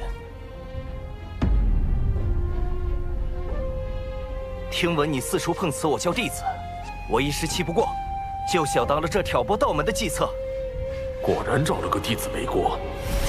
若我所料不错，你们上灵山后，西坊教定会随便找个弟子背锅。不如……是吗？你照着这法招所写念一遍，立下天道誓言，我便信你。天道誓言容不得半分谎言，倘若这弟子当真念了，便立时会露出破绽。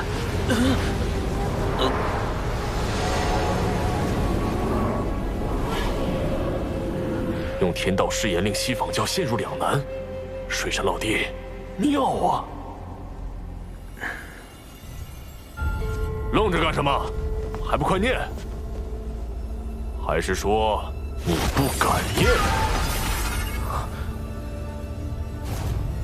此事不过是场私怨，道门3圣与西坊2圣皆师从道祖，何必闹得如此僵硬？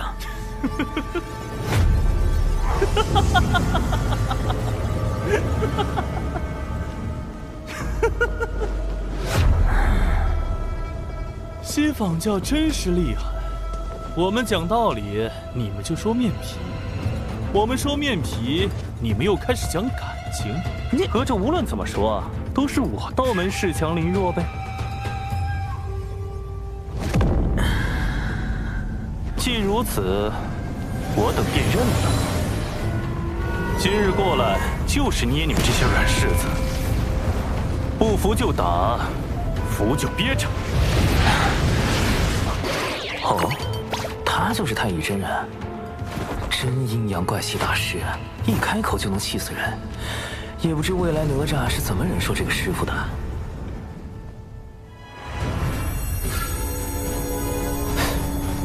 那是。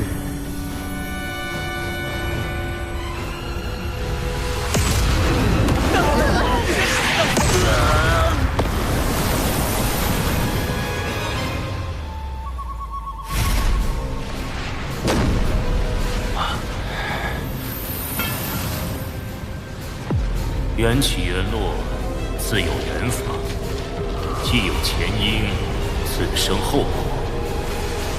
即日起，灵山封山1000年，若无贫道之命，众弟子不可随意外出。这准提当众灭口，太不要脸了！公明老哥，我们的目的已达到，今后西坊教不敢再随意算计道门，当适可而止。今日因果已了，我等就此告退。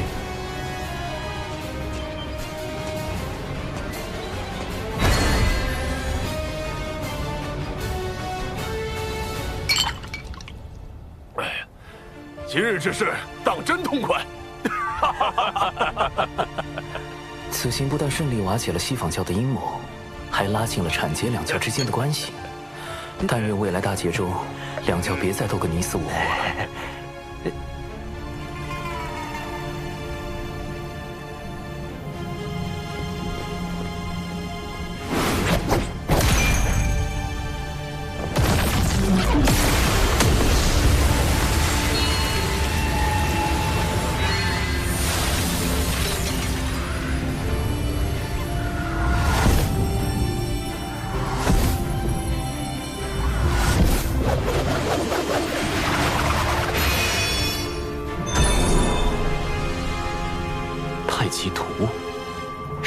圣人在为此人遮掩，你在明，他在暗。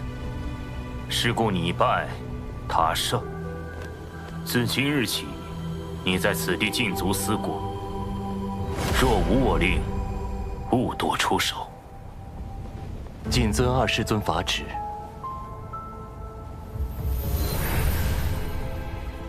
主人，你知道幕后主使是谁了？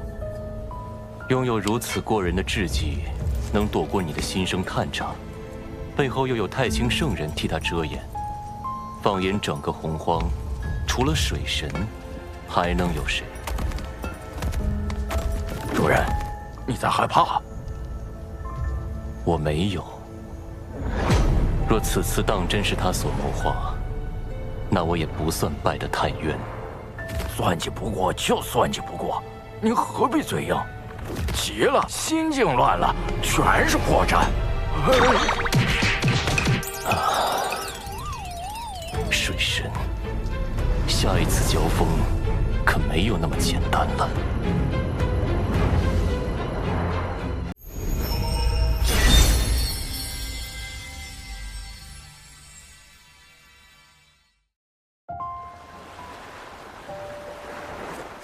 我闭关数月，近日才听闻火灵失职与我大哥那谣言之事。幸好你暗中筹谋，揪出凶手，否则以大哥的性子，只恐此事不能善了。只是略施小计，仙子过誉了。产劫关系虽略有缓和，但产劫相争的未来究竟能否被改变？两教相争是必然之举，还是这结果只是天道想促成的？纷争平息，你怎么还如此心事重重？我在想，天道之下，生灵是否有选择的余地？是不是生在这天地间，就逃不开天道的掌控？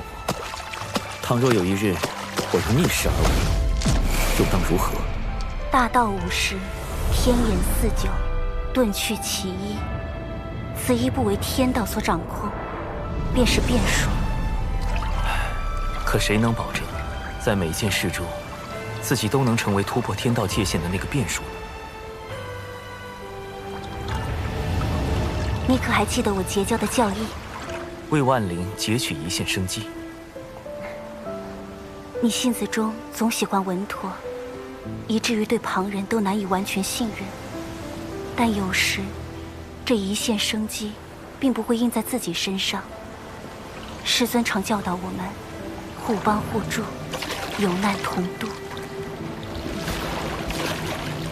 能用重力，则无敌于天下；能用重智，则无畏于圣人。我懂了。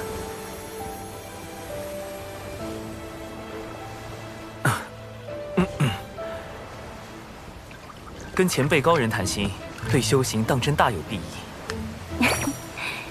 现在又知我是前辈了。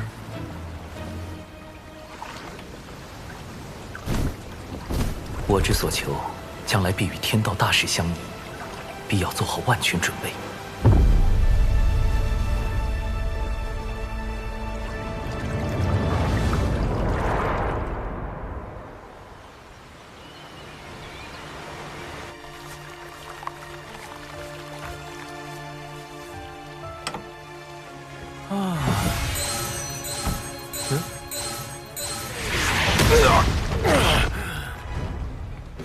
好你个黑豹，南墙大爷的宝贝！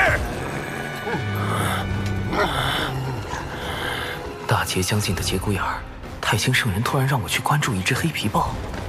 奇怪，这豹子看着修为也不高。拿命来！救命啊！救命啊！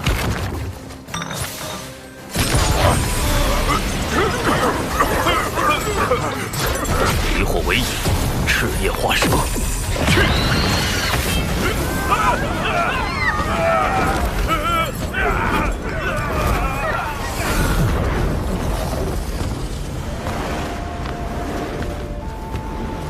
多谢前辈搭救。等等，莫非是姜子牙的同门师弟，元始天尊之徒，申公豹？前辈您对我恩同在造，您定会一生平安。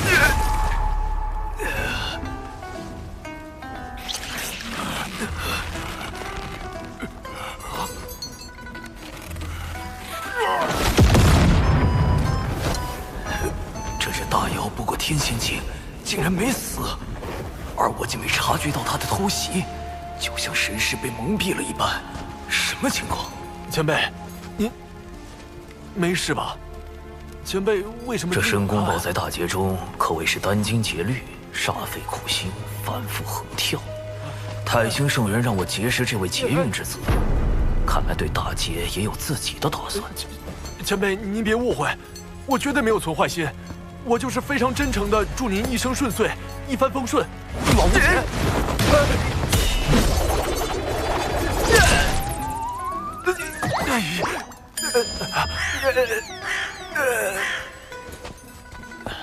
前辈，你还好吧？申公豹这嘴是开了光了吧？不过，倒是可以利用利用。一点小伤，不碍事。我只是觉得你这只妖颇为有趣。妖庭大兴在即，正需要你这样的良才。您是妖庭的人，我留些丹药给你，你且在此地好生养伤，往后自会有你发光发热之处。前辈可否留一名号？贫道本自清修客，少问世事驾闲鹤，你就称我陆压便是。妖庭，陆压，莫非您是？啊！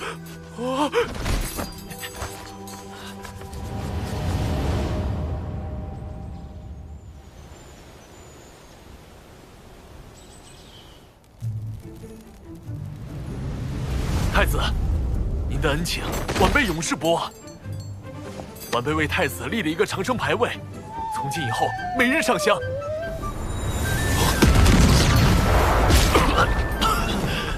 气息怎么突然走差了？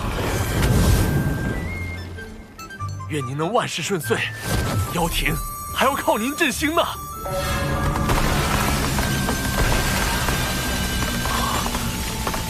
大阵怎会无缘无故破碎？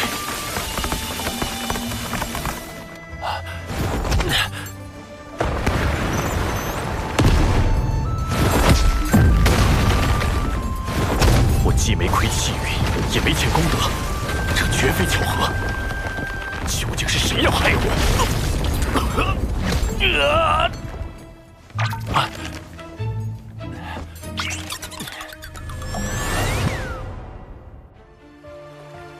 我当然不指望申公豹真能奶死陆压，不过倒是刚好借此试探一波天道。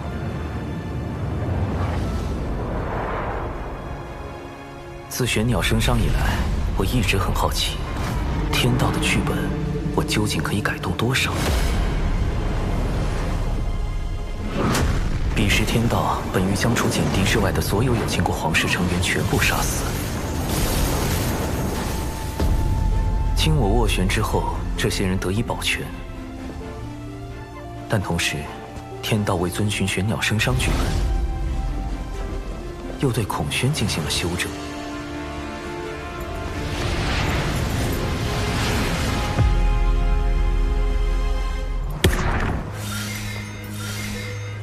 天道剧本之下，究竟哪些事情是可以改动的，哪些事情又是不能改动的？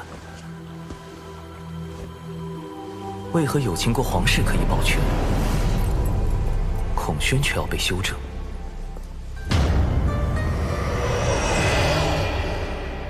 在改动天道剧本与遵循天道剧本之间，必定存在偏差率。如果能推导出这个偏差率的精确数值，我就有了更多的可操作空间，尽可能的救下更多的人。而陆压，这个封神大劫期间的截教头号死敌，将是我计算偏差率的第一只小白鼠。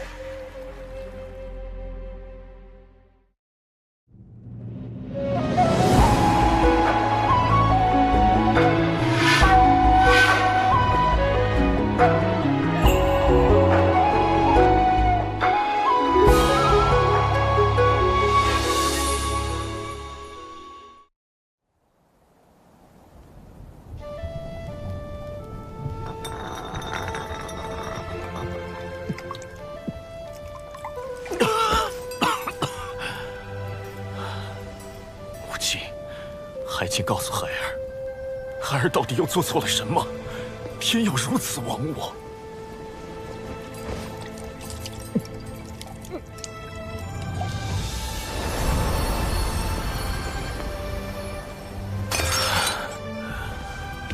多少年过去了，金乌宫已是如今的断壁残垣，兄弟姐妹们只剩下了我一个。出自汤谷兮，漫天游；归于于渊兮，欲甘渊。唉，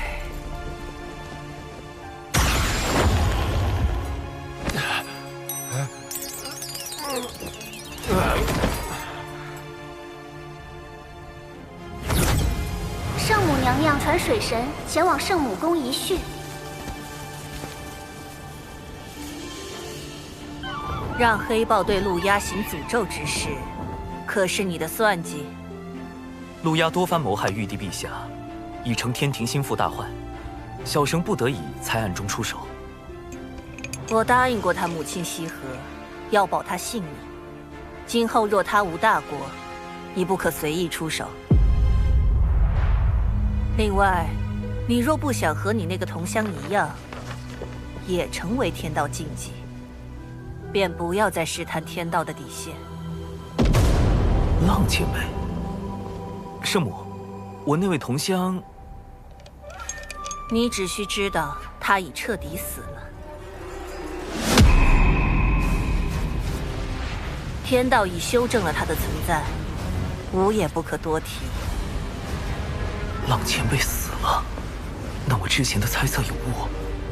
太清圣人和道祖红军都不可能是浪前辈了。今日召你来，吾还有些事要叮嘱。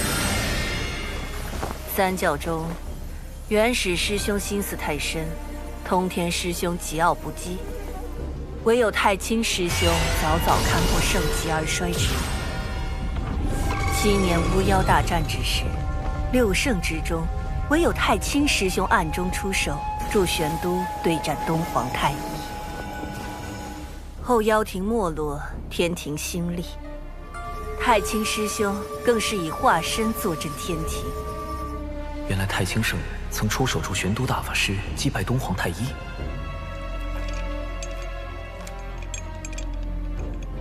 等等，大德后土是不是也说过？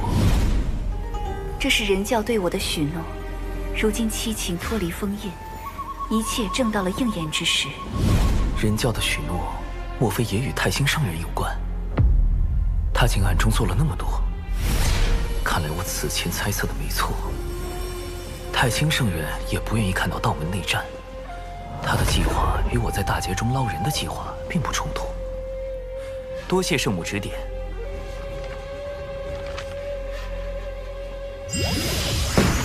来都来了，画几册漫画再走吧。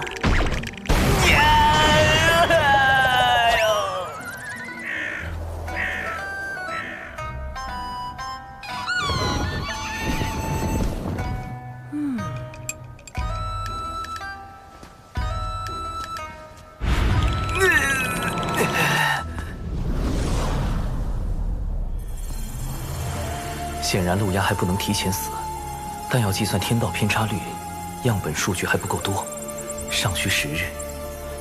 眼下，先从试探公明老哥入手。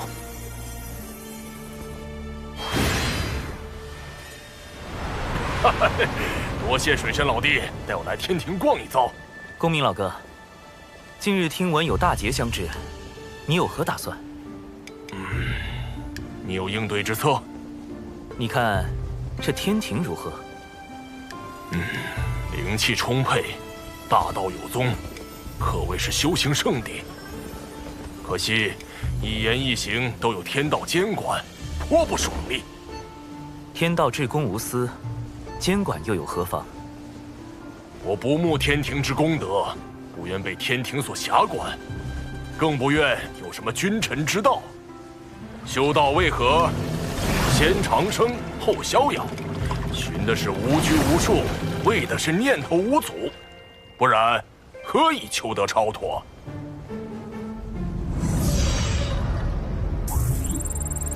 果然，通过让公明前辈加入天庭躲避封神大劫的法子不好使啊！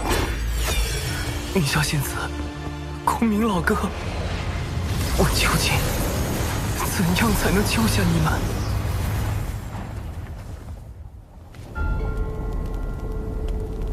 太子旧伤未愈，似又添了新伤，此乃12品功德金莲所结，能助太子早日痊愈。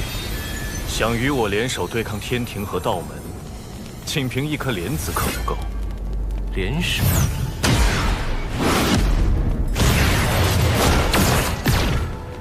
我要的是妖族听命于我，令行禁止，不可违抗。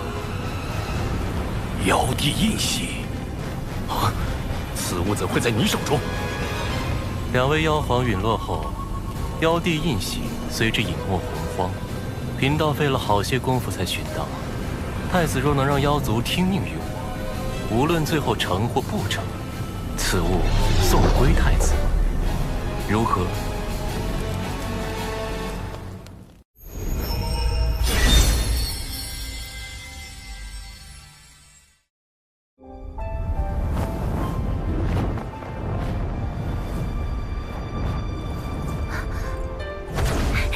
师兄，我活着回来啦！还未验明正身，就这般毫无提防靠近吗？若站在这儿的师兄都不是师兄，我再小心谨慎，怕也活不了。下山一趟，果然成长不少，心境也非往日。有些事要正式跟你谈一下。啊？正式？啊？玄都小法师，天庭水神，师兄你竟有这么多身份，切记保密。另外，我在外行走，遇见了一位很特别的人。你可听说过云霄仙子？邪教云霄，先天生灵，天地大能。师兄，你和云霄仙子，你为什么？明明是我先。此事解释起来十分复杂，你可以理解为，云霄仙子与我因某些事有了交集，后来又经历了一些事，我们之间的关系比以往更近了一步。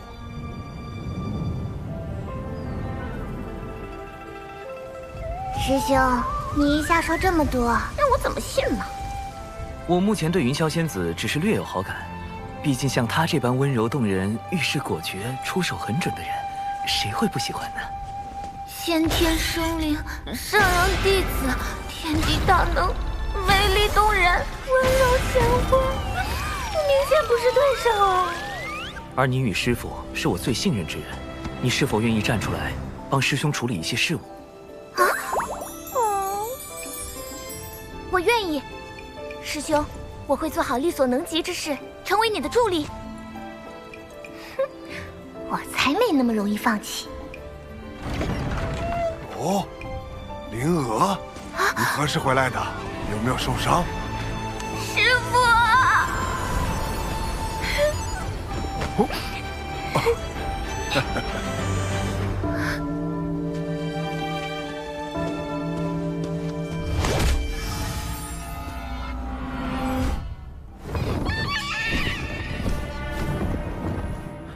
青丘狐族又来找茬儿。小兰见过奇缘道长。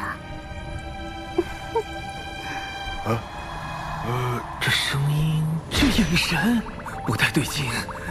继掌门，我族功德狐女小兰与你渡仙门这位奇缘道长，哼，结成道侣。如何？你摆平什么了？若非你那什么寂寞的歪脸，不要怎会？对师父芳心暗许。弟子对症下药，是他想多了。且狐妖此举定然有诈，我已将其引到僻静之地，我可趁机一探。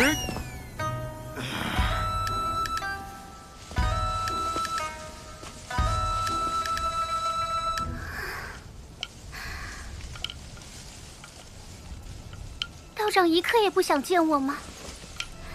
自上次一别，奴家每次闭眼，脑中便是你。年复一年，奴家对你早已情根深重。他好像真被师兄忽悠疯了。你真逆徒，老道我。既如此，师父不如以真心换真心。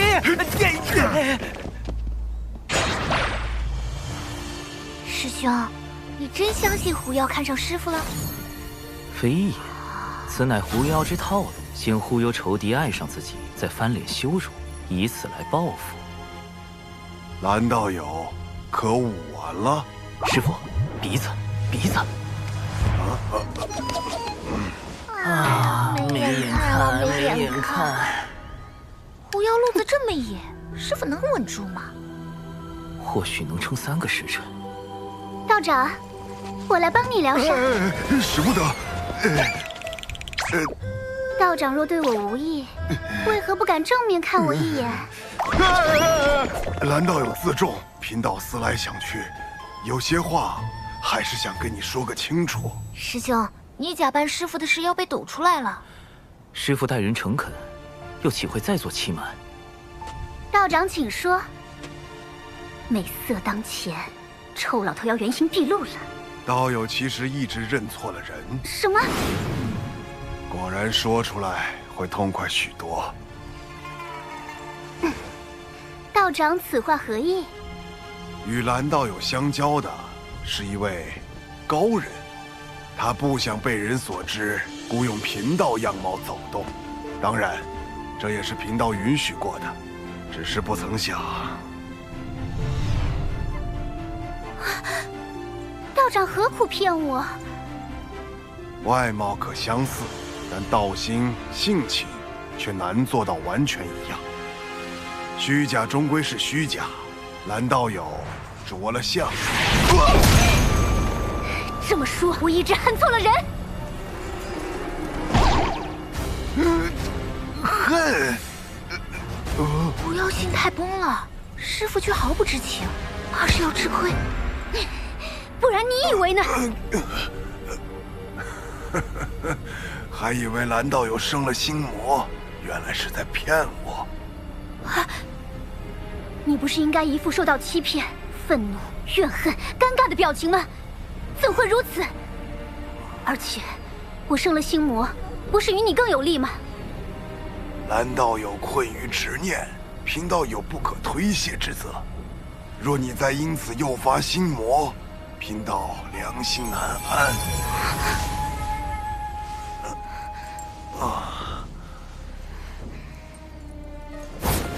替你样貌之人是谁？事关高人安危，贫道宁死也不会说。蓝道友心中不忿，不若在贫道身上出几口恶气。你冤有头债有主，既然不是你，我打你做甚？真诚克腹黑，果然是万年不变的定律。出来吧。师父当真令徒儿钦佩，美色当前，竟能如此坦荡。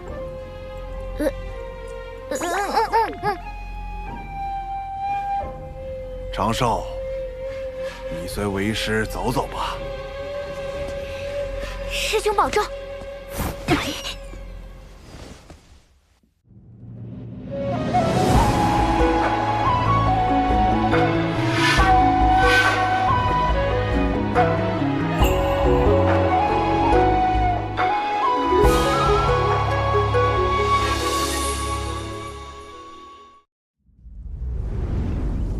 若最初便与蓝道友说明白，或许就能省去多年怨怼。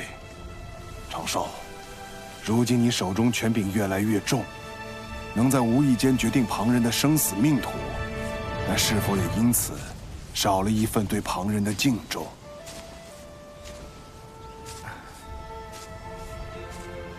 为师已教不了你修行，道理也不如你懂得多。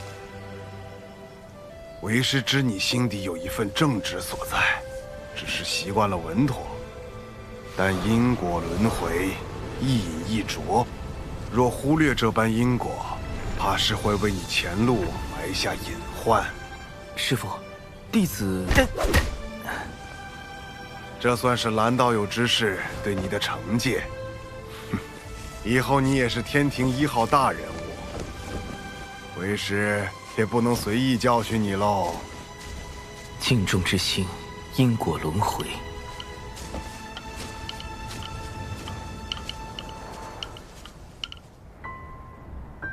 尊师所言，有些在理，有些却忽略了你的处境。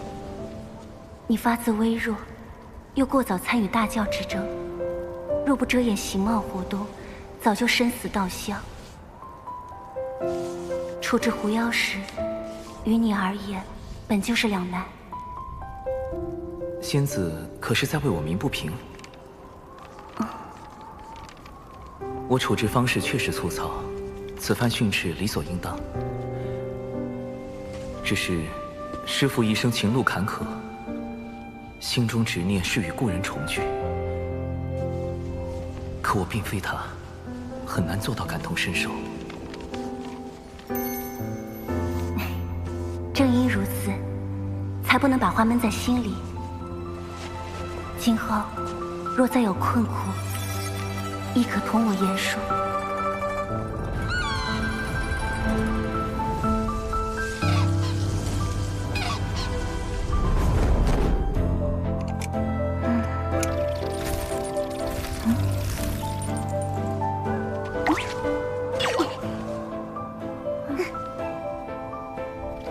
大姐如今可有动心？何谓动心？就是心底总有个念想，时时刻刻都会想起一个人，连大道之中也可见此人踪影。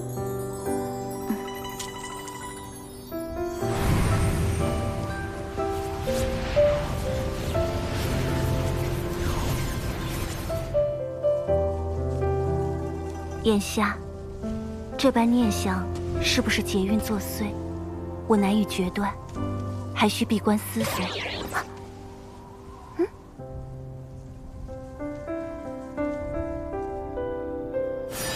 水神，奇缘道友出事了。孽缘线。水神大人，您定要相信小神。奇缘道友乃是您的至交好友，小神怎敢给他随意安排姻缘？更何况还是这种命运纠缠、不死不休的孽缘线。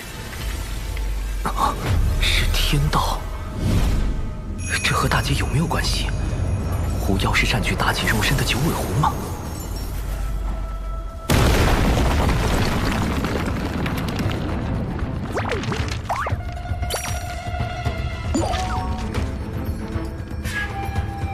虚假终归是虚假，外有慧而心无恙，亦可修得无上果。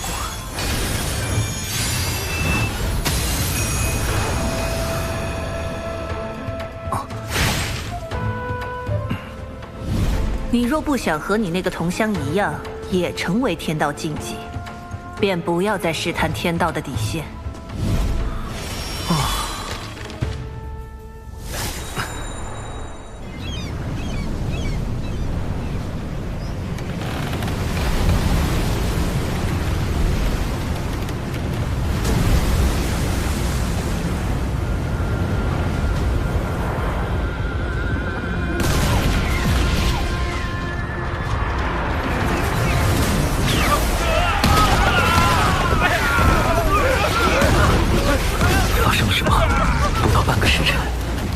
162座海神教势力范围的城池遭到妖族袭击。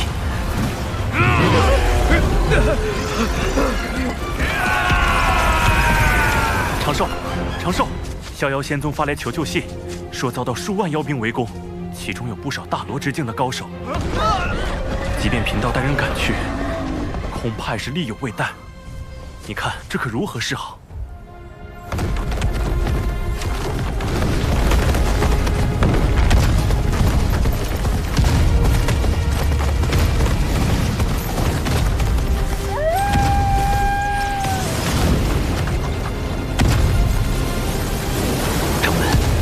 门外也有一批妖兵，数量不下10万之众。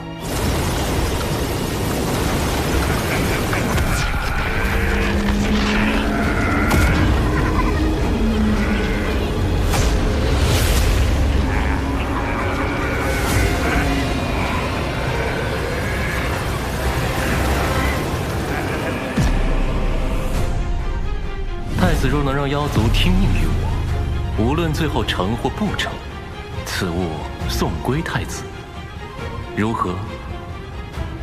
殿下，先帝便是以此印玺，号令百族。若你拿回此物，必能得到北周那批高手的支持。他们都曾追随先帝，实力不亚于当初的10大妖帅。妖帝印玺乃妖庭至宝，自当归于妖庭。可我如何确定事后一定会物归原主？贫道可立天道誓言。怎么，你们西坊教也开始学道门，用天道誓言自证了？方法而已，能达成目的即可。主人，你拿妖帝印玺去赌，小心血本无归。这一次我有17层算计，看水神如何赢我。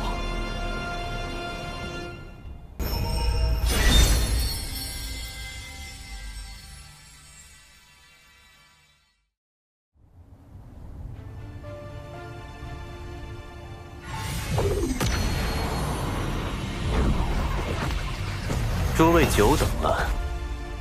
地藏，灵山因他而封，没想到这么快就又被尊体圣人启用了。主人，他就是文静。金蝉折损前就怀疑过他。往后见我，不必行跪拜之礼，请起。因各位跟脚，我西坊教无法让你们走到台前，但诸位所立功劳，2位师尊都会看在眼中，该有的自不会缺。不知大人有何吩咐？谛听日前获悉，水神极有可能出自人教仙宗，但人教仙宗共有6家。文静，你觉得若对人教仙宗发难，逼水神现身，选哪家较为合适？那自然是要选道成最多的那个逍遥仙尊。但水神绝非一语之辈，他那灵爆秘法，委实有些吓人。此次围攻的是人教仙宗，他若用灵爆秘法，岂非自毁城墙？大人所言极是。你我在此商讨时，贫道的算计便已开始。妖庭的妖兵作为先锋军，分往3处袭击，各位只需在此静候指示即可。这个地藏下手好快。水神，是你让我折服的，不是我不给你传消息。你可千万别怪我。主人，这个文静一直在心里嗡嗡嗡个不停，肯定一肚子坏水。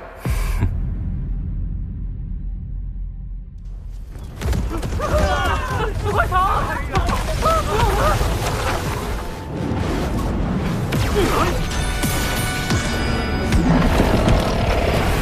水神，你再不现身，我们就将此地夷为平地！要逼我本体现身进攻熊寨，倒也说得过去，怎么偏偏他选中了渡仙门？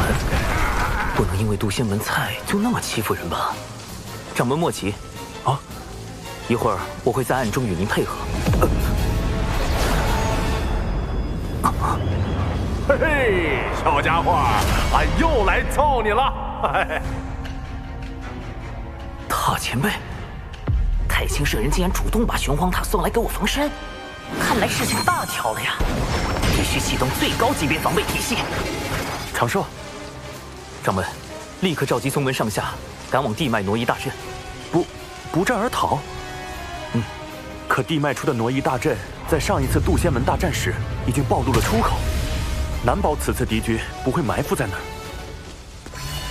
数年前，弟子便在旧的挪移大阵下方1600丈处，搭建了一处新的挪移大阵，十分无疑。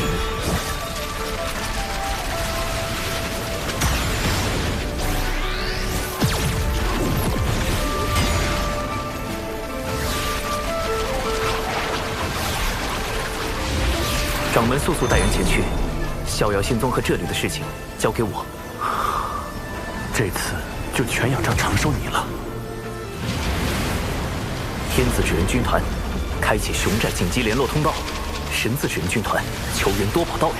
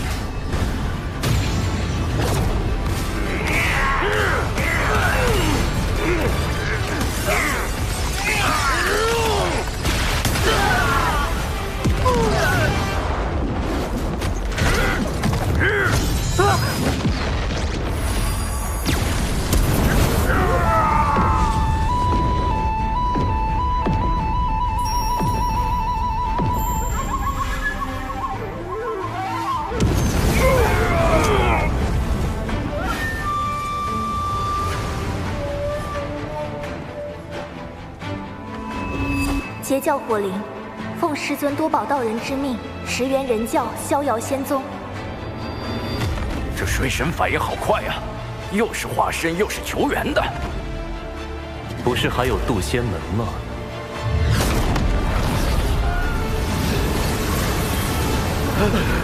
快，让他们跑了！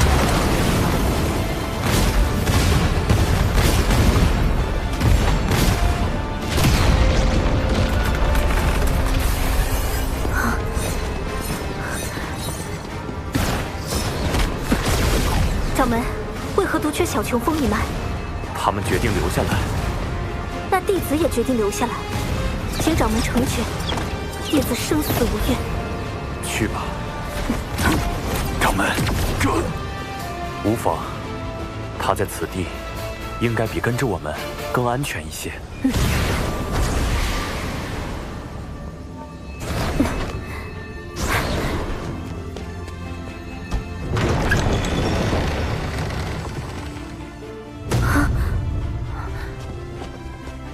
7元世术，99是。有情师妹，有些事情还不方便告知他们。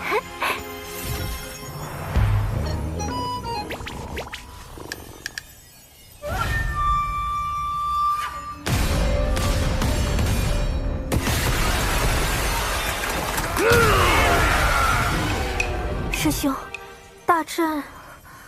放心，一切都已安排妥当。你与灵儿下棋看戏即可。师兄，这是来了多少妖族？哼哼，10万有余。师兄，9成8。不然呢？你可是在质疑为兄的遁法？这可不敢，师兄遁法无双，跑路无敌。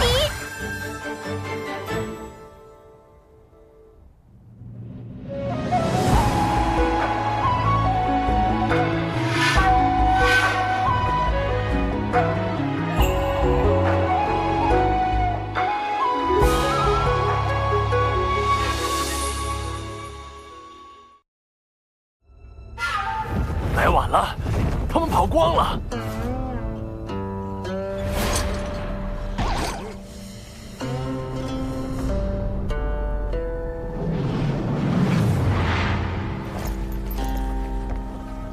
老大，这里会不会有埋伏？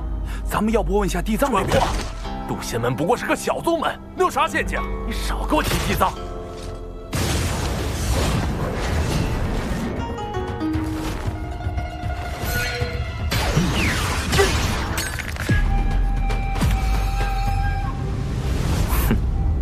砰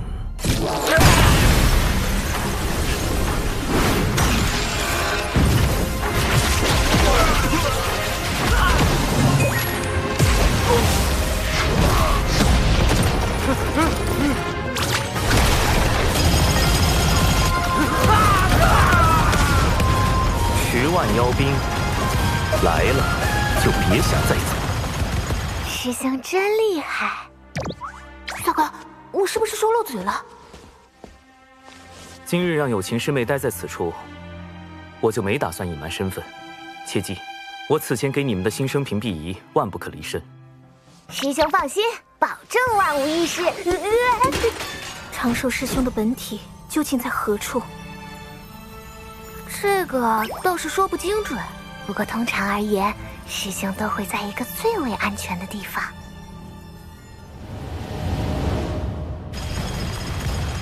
各位莫怕，贫道只不过是天庭文官，并非武将。平日里只是擅长一些撒豆成兵之术，各类符阵以及各种毒丹而已。冲啊！4连符阵，镜子迷宫。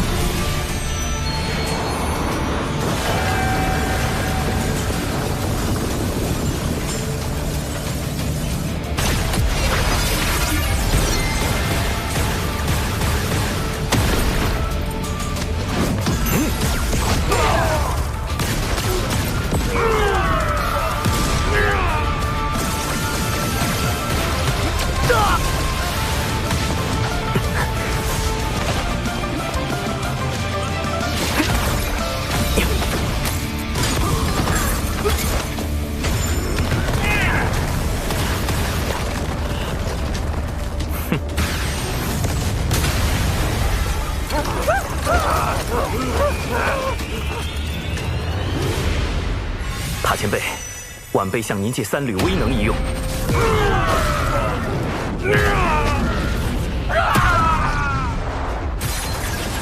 这样一来就能混淆视听，不会暴露我的根脚。这小子，你心眼子也太多了。说好的天庭文官不善武力呢？你这卑鄙无耻之徒！尔等不过是上古败犬，今日竟还敢在此嘤嘤狂吠！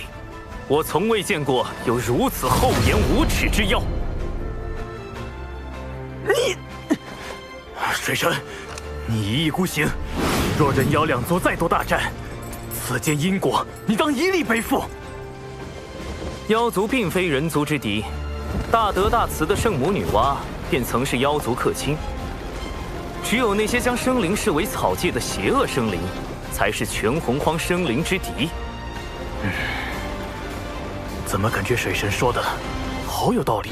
不要听他乱说，冲！哎妈，太弱了！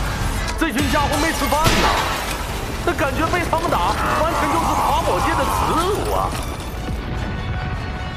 地藏派妖兵来送死，恐怕另有用意。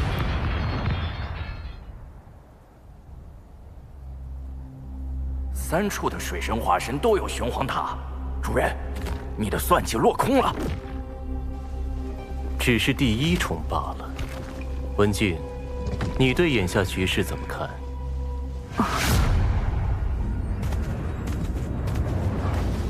地藏大人高明，袭杀人教仙宗，逼出水神根教，只是您的第1步。您真正的目的是想令妖庭为道门仇视，四处树敌，最终不得不投向咱们西坊教。哦，你是如何看出的？我教与妖庭屡屡败于水神，究其根本，乃是我教与妖庭的合作嫌隙颇多，才被水神钻了空子。倘若我教能彻底掌控妖庭，水神自不足为惧。主人，这个文静和你之前说过的话一模一样。文静，有时太过聪慧，并非好事。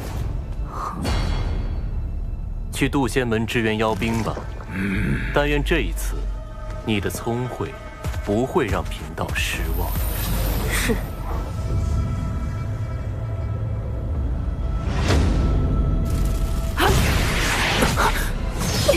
竟欲借机令妖族投向西方教，不愧是地藏。文静，稍后你配合我。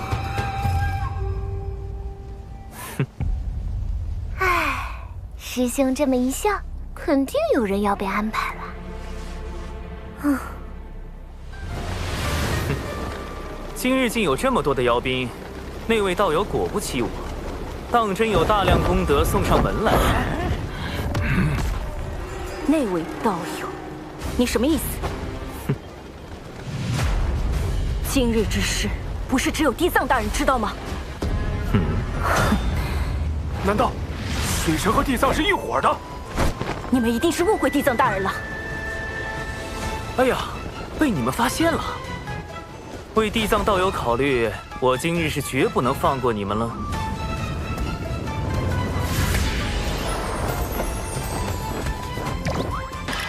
主人，你麻烦大了。天庭水神长庚以神权宝器为令，命天兵天将包围此地，莫要放走一妖。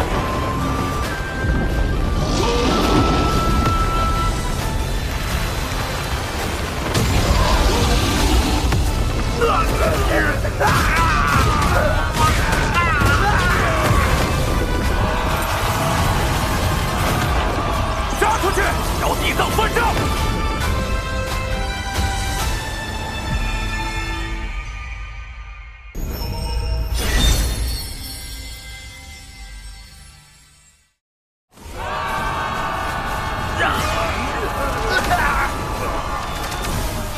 这个地藏不仅与水神早有勾结，如今还想要杀妖灭口，这口恶气我们岂能放下？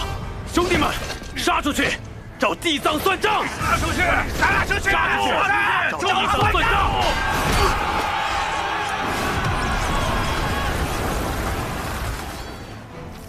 这么明显的挑拨计，妖兵居然还会上当。那些妖兵被你派去送死，本就对你不满。主人，从局外人的角度来看，这次确实很像你与水神配合，阴了他们。快，通知文静，千万不要自作主张去接击那些逃走的妖兵。只要这些妖兵不死，我的第3重算计就能铺开，定能试探到水神的根脚。此局就还不算输。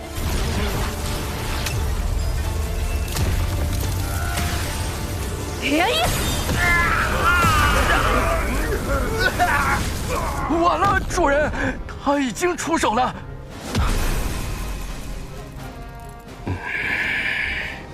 咱们擅自做主，杀了这些妖兵，会不会不妥？水神摆明了是想将脏水泼到地藏大人身上。若让这些妖兵活着离开，地藏大人的名声还要不要了？文静，你坏我大事，还不快退！是。血尸黑纹，受死！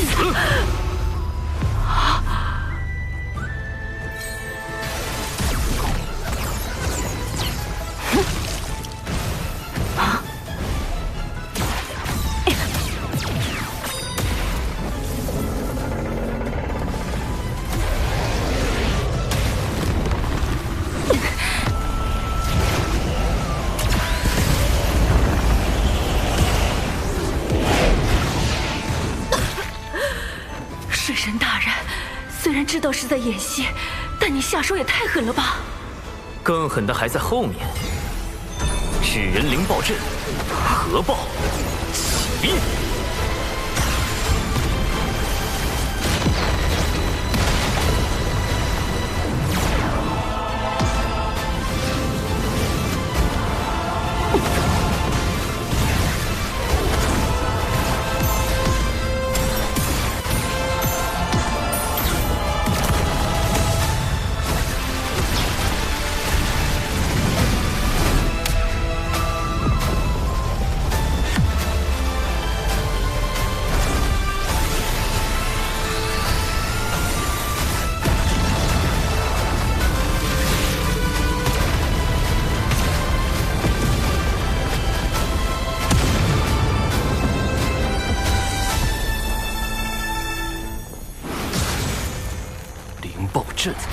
他何时布置在此地了？主人，不好了！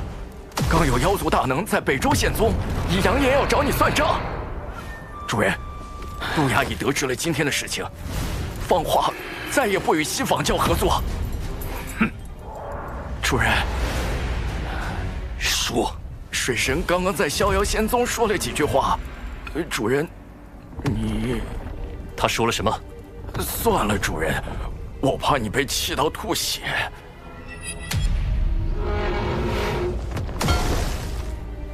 说，他说：“各位谬赞了，我此前绝对未得到西坊教地藏提前通风报信，只是与他大概算理相当，惺惺相惜。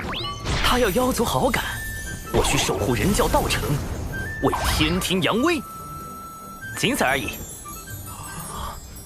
我们。”绝对没有串通。现如今还在为地藏掩护，水神真是考虑的太周全了。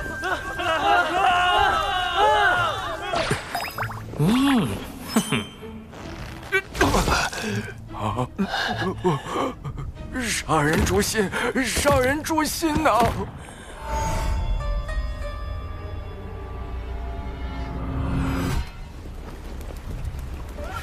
二师尊，此次是弟子技不如人，妖庭那边，弟子会设法斡旋。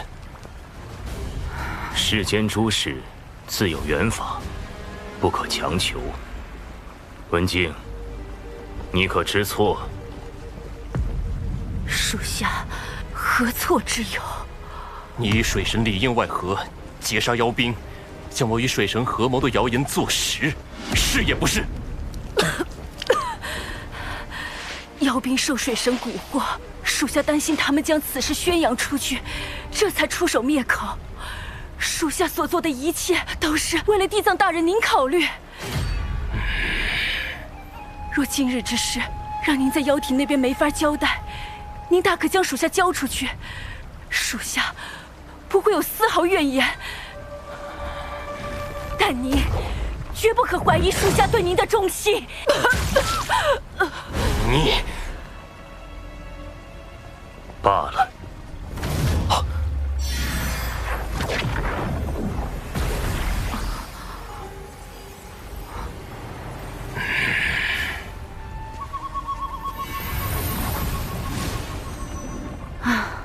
这水神倒也真够厉害的，要不是我受了那么重的伤，再加上他让我按他教的话说，这回恐怕很难摆脱西方教的怀疑，可算是逃过一劫。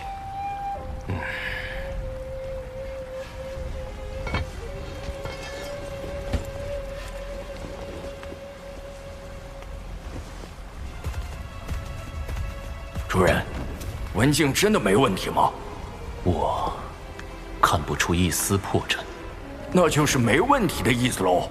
没有破绽，往往有两个可能：一是真的，二是装的，且装得天衣无缝。我希望答案是前者。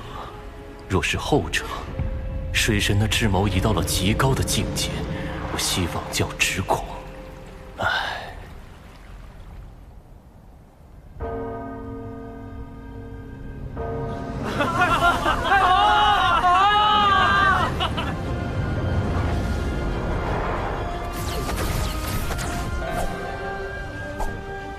有情师妹，今日所发生之事，望你记在心中。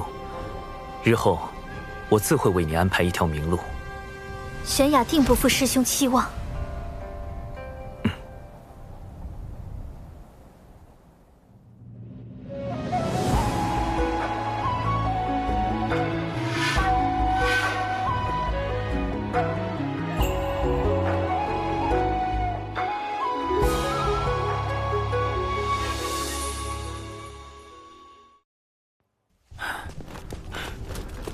殿下，西方教地藏已在外等候多时了。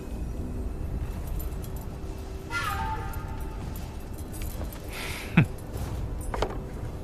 为了这枚妖帝印玺，我妖庭折损了多少妖兵？你去告诉地藏，妖庭不会再与西方教合作。殿下，如此，不是正中那水神的挑拨之计。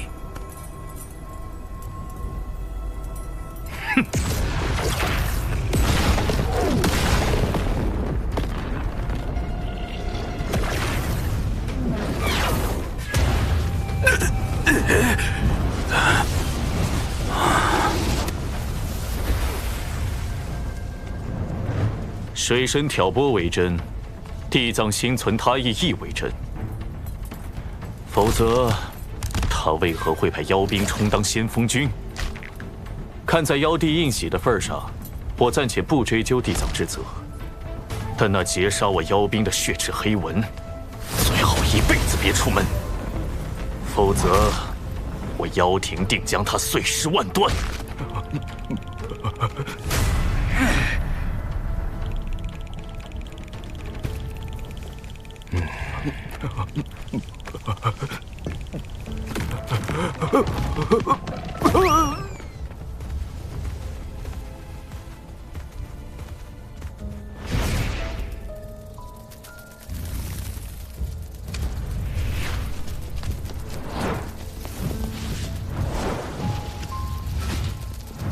此役实在冒险，能侥幸取胜，全凭你在其中助力。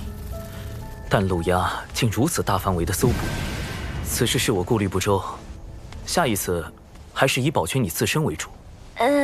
那个，既然奴家这一次表现那么好，水神大人什么时候？而今你身处险境，等到机会合适，我自会安排你与大法师相见。奴家明白。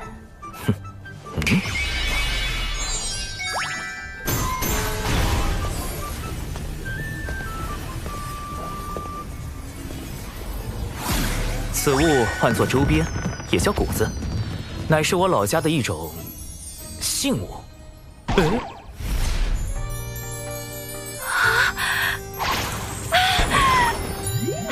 好可爱，大法师的谷子。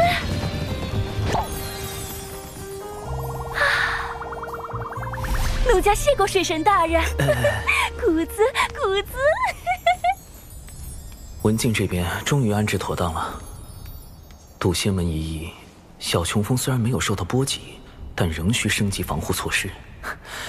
又到了喜闻乐见的小琼峰击剑环节。我宣布，小琼峰2期改造工程开工。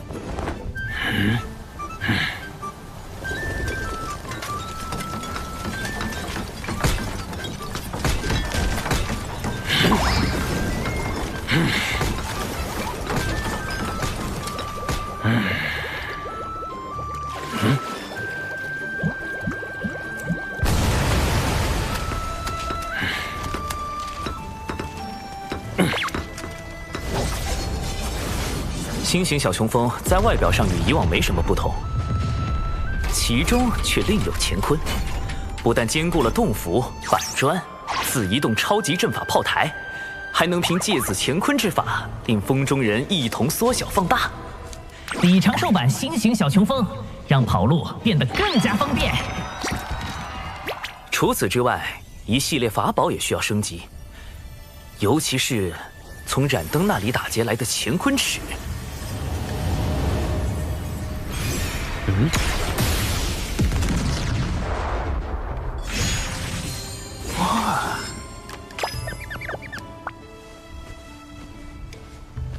大劫将至，大妹让我们在岛上安心修行。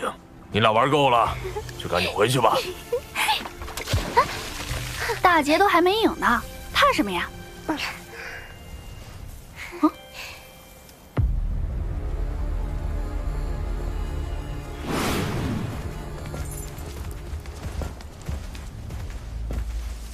说什么灵山封山1000年，这地藏又在外面溜达了。二妹三妹，几声书否？否。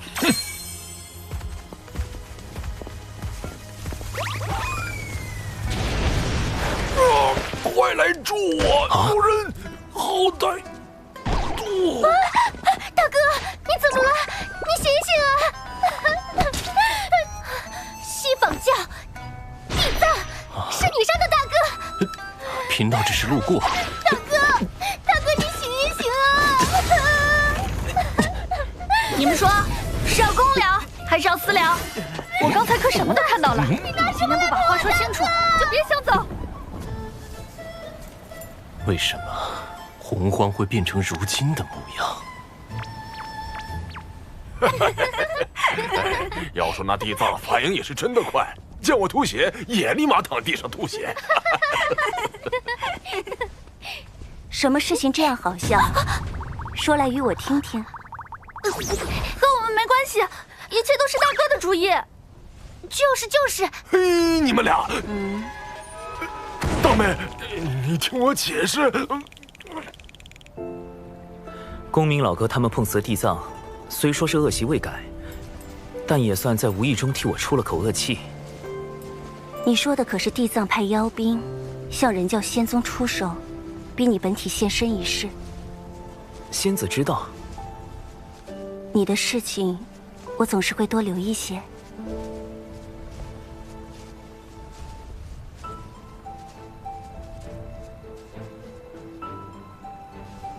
人教仙宗遭遇妖兵袭击，天庭定不能坐视不理。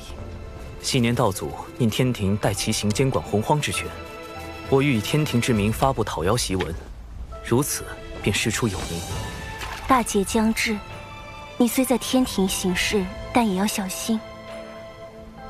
我近日总是心神不宁，怕是已有什么劫难应在我兄妹身上。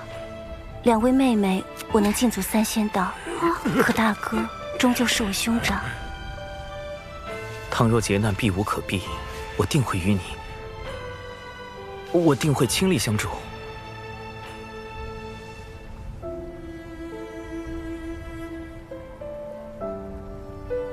无无论你我结果如何，这一次，我绝不会袖手旁观。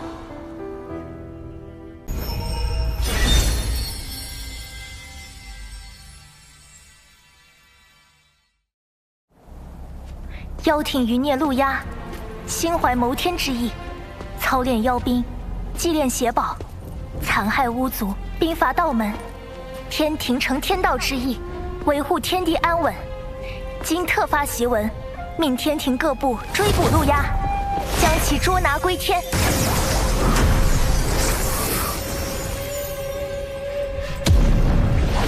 天庭此举，无非是想逼我现身，再无法躲在暗处算计。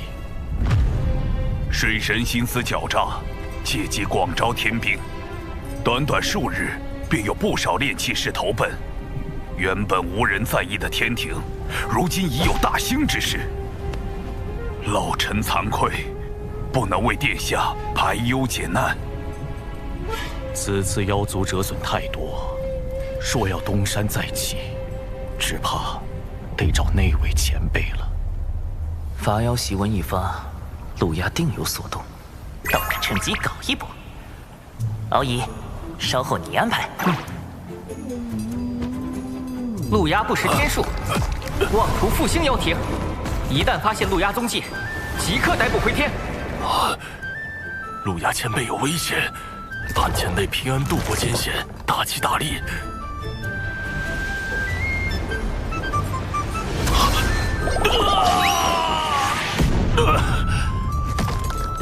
瞧我这张嘴呀，这可如何是好？这种无缘无故遭灾的情形，为何又来了？莫非霉运是经周天运转，或是我妖族气运不足所致？得尽快请那位前辈出山。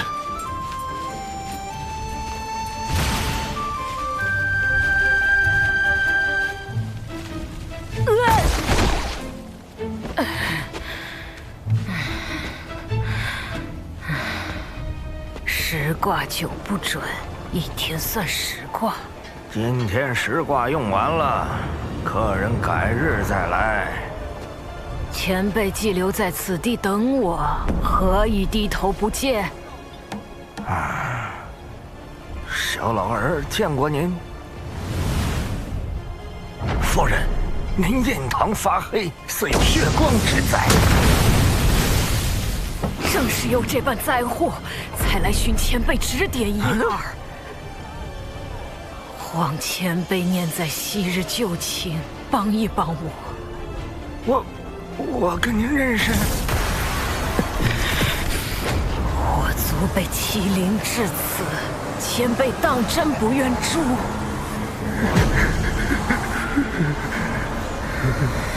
殿下，稍等哈，等我炒完这个菜，还有2桌客人在等。来。前辈为何在9司之中做个厨子，而非？殿下认为贫道为先帝效命时，便以能掐会算为生灵所知，而今隐居此间，理应做个与之相称的卦师。其实，贫道的兴趣远不止占卜观测。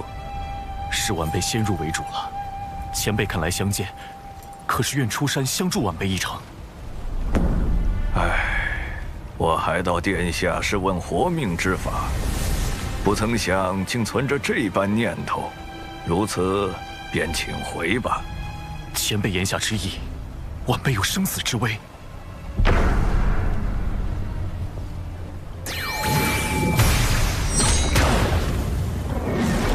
大祸不远矣！天庭水神千方百计害我，阻我妖庭复兴大业，望前辈救我。贫道曾见证百族不甘被巫族捕食，汇聚不周山顶，立妖庭与巫族争锋。但百族压过巫族后，却开始了无尽的征伐和奴役。妖庭败落是应得的因果。那些喊着复兴妖庭的家伙，不过是想借机行奴役之事。殿下莫要因此纠结前事。无数妖兵惨死在水神的谋算之中，如今天庭又广发讨妖檄文，妖族面临的是灭顶之灾。晚辈如何能放下？还望前辈帮一帮我，帮一帮妖族。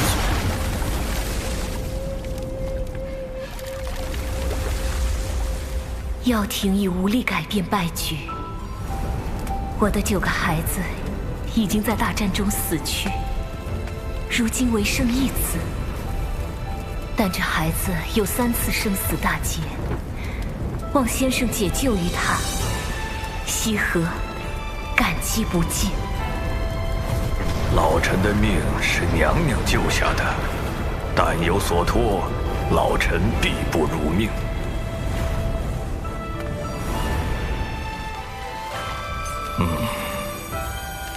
罢了，终归是欠先后几分情谊。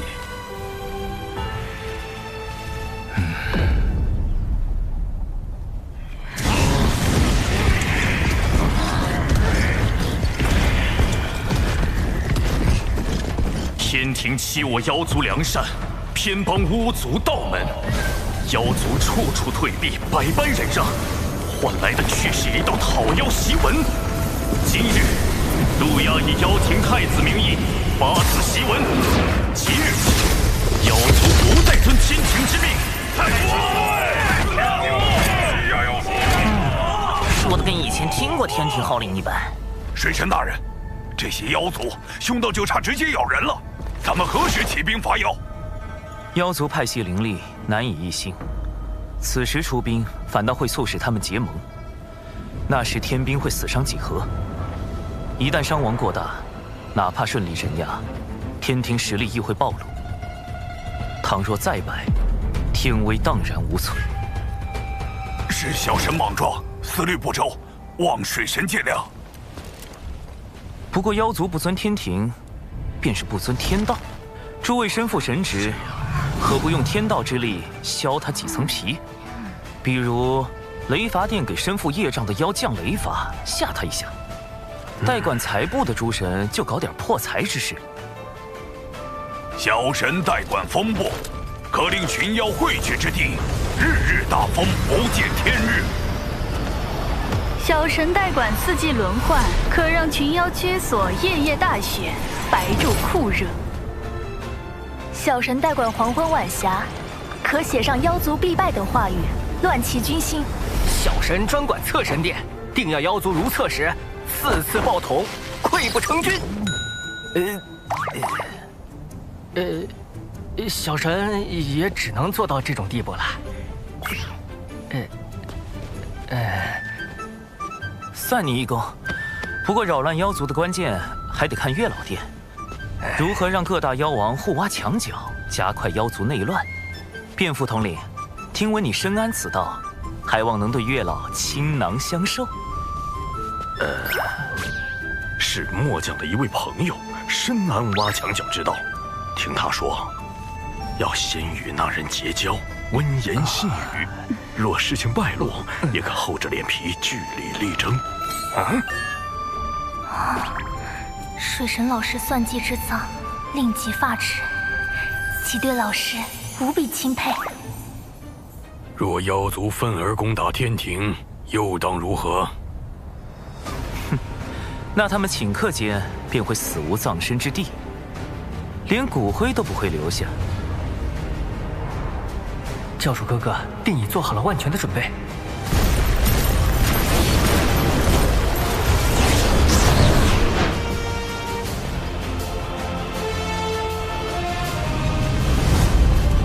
传令四海，整军待命，随时驰援天庭。是。都打起精神，我们是要给妖族送官，为水神大人助威。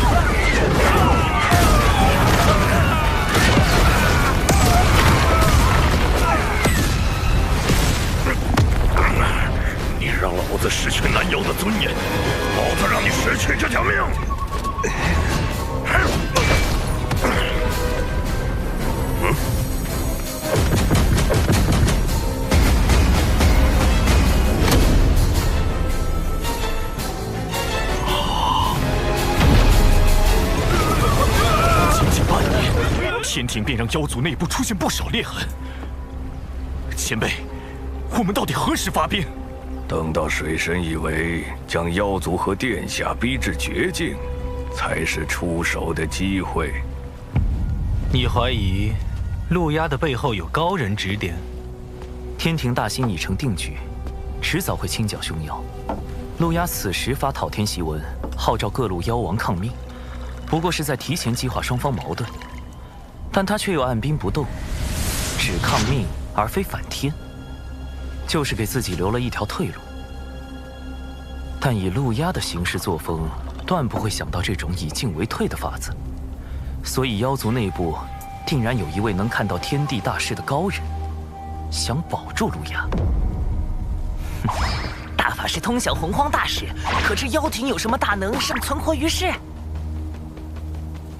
妖庭陨落后，妖族高手四散而逃，或藏匿北周深处，或去往洪荒之外，是生是死也未可知。若要说谁一定活着，我倒是想起一个，妖庭10大妖帅之一白泽。2大妖皇最为器重的那位谋臣。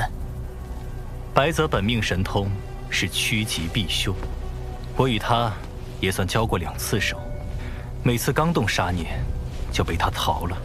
这家伙是10大妖帅中唯一能避开因果，从巫妖大战全身而退的。这个白泽势必会给天庭带来不小的麻烦，可否请大法师出手将其除掉？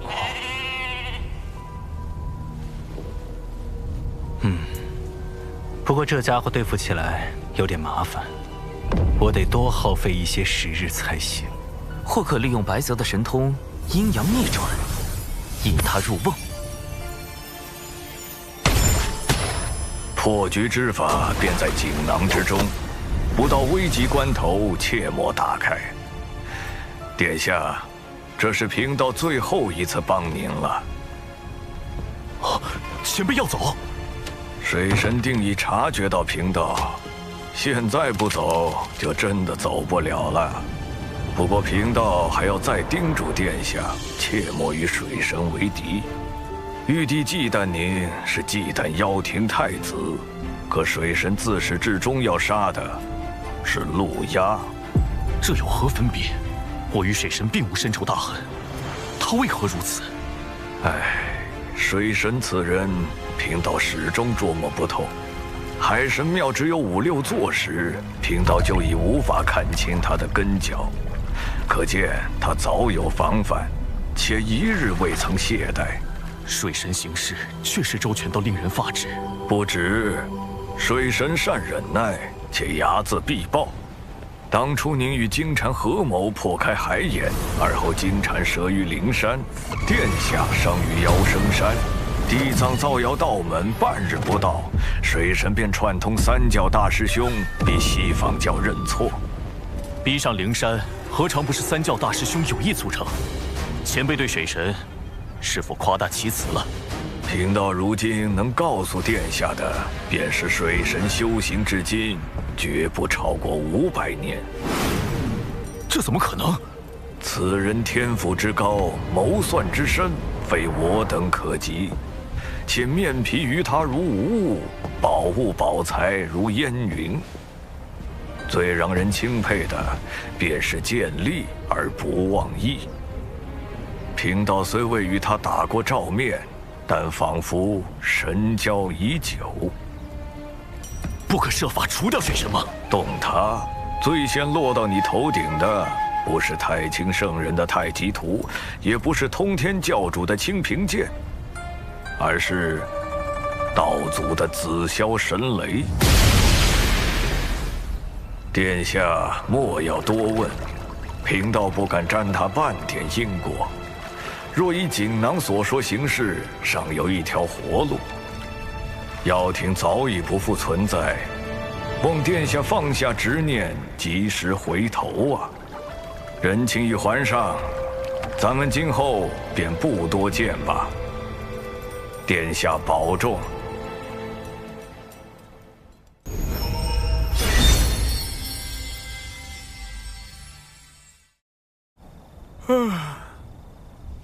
也不知道大法师能不能找到白泽。师兄，有一位自称泽白的道者留下一枚传信玉符，点名要给师兄。泽白，白泽，这位上古妖帅趋吉避凶的神通当真敏锐。大法师刚去追查他的下落，他就找到了渡心门。这个白泽，由不得。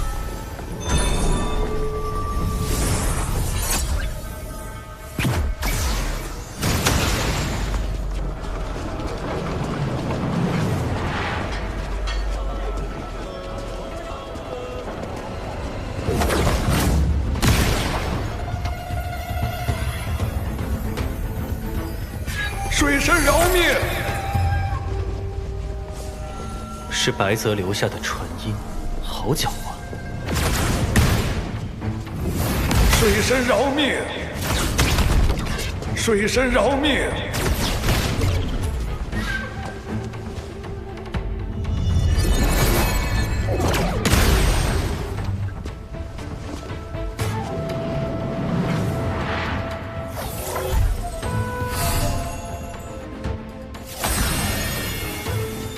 白泽这趋吉避凶的神通当真厉害。大法师刚去追查，求饶信就来了。师兄，这封信难道不是拿你的根脚来威胁吗？我倒觉得他真的是在求饶。他的威胁根本构不成。他点破我们根脚，我们就搬到兜率宫旁，与老君为邻。但我必会对他从忌惮转为恨。如此，反倒断了他的活路。既是求饶，为什么不直接来找你呢？他不敢。以如今局势，我必杀他。送信求饶只是表明他的态度，他必有后招。如我所料不错，大法师此行应当会带来第二枚玉符。长寿，真被你猜对了。不妨再猜猜。玉符上说了什么？他要看看我的本事，也要让我看看他的本事。应当是要与我立下赌约，胜就天平处置，败就放他一马。连打赌内容都被你料到了。不过，这赌局可与我们不利呀。白泽藏在洪荒最安全处，我们需在2刻钟内找到他，方为获胜。若按照拿到玉符的时间来算，还剩1刻钟。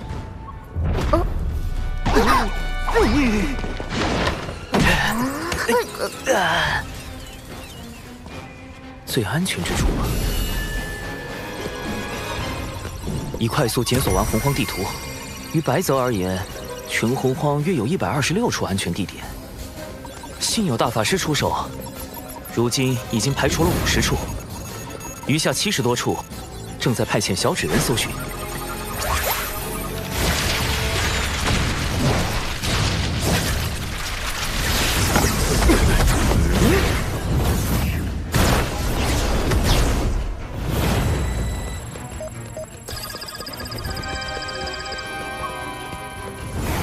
师兄，时间不多了，怎么关键时候卡住了？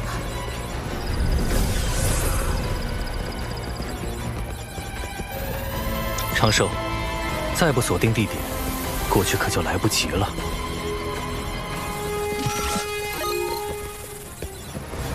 灵娥，大法师，你们来寻。什么？我们？快寻！大法师，听灵娥的，去这里。听我的。水神的思量在第10层，普通聪慧之人在第5层，而我本该与水神在高层角逐，但我主动退回第5层，以最不符合水神的思考方式，才能选定最安全之地。师兄，这个就是上古妖帅白泽吗？运气不错。你就是？还请大法师出手，扬了吧。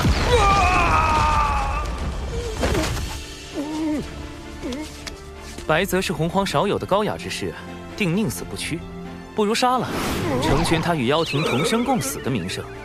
这般不妥，他身上没有业障，且有瑞兽名头。大法师，不如让他说句话吧，也许他肯将功补过呢。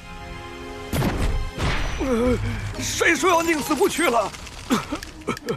贫道去，贫道现身就是想去。既如此，道友何故插手妖庭之事？水神要抹杀一切与天庭不利之事，又岂会放过妖庭出身的贫道？我可没有这般雄心壮志。若非心怀大志，水神何必与截教交好？其实是一场意外。那你为何创立海神教，蓄意与东海二太子敖乙结交？也是意外。妖圣山呢？你灭了陆压10万妖兵，更是意外。我当时其实是为了救巫族。你，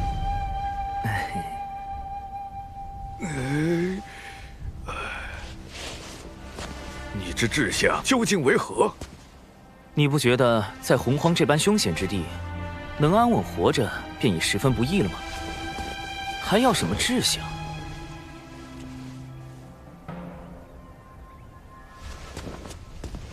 遥想当年，妖皇帝俊与东皇太一共同执掌妖庭，难道你不想成就2天地之位？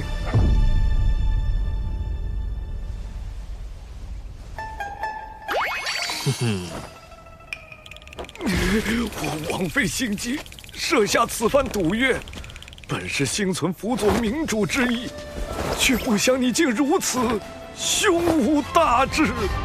唉，道友，时代变了。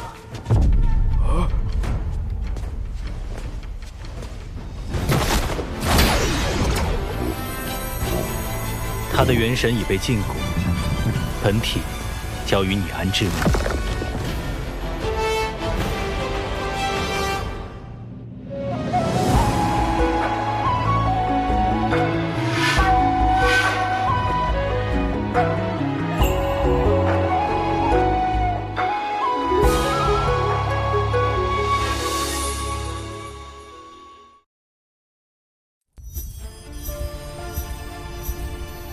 师兄，你究竟是怎么找到白泽的？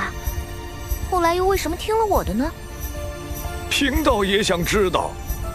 很简单，靠运气。啊！白泽筹备此局良久，我无论做何种选择，他都早已预想到。因此，我将最终决断交给了你与大法师。大法师当时并未思虑太多，而是抱着戏耍的心态，故我将大法师的选择放在可能性第2的选项。而灵娥这般聪慧但思虑难周全之人，给出的答案有30%可能是白泽的藏身之地。30%，这可不像你的性子。所以，此番能够找到白泽，全靠运气。嘿嘿。运气，水神之志非常人所能及，与我的较量更不可能只靠运气。他究竟是怎么找到我的？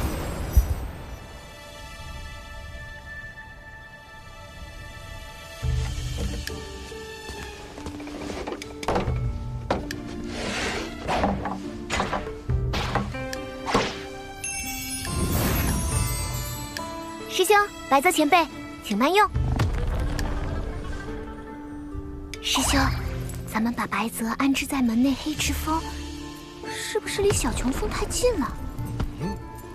大法师有意留白泽一条性命，我自不能杀了白泽，但也不能放了他。面对这样的危险分子，最好是将他安排在身边不近不远之处，再借机收服。前辈，请。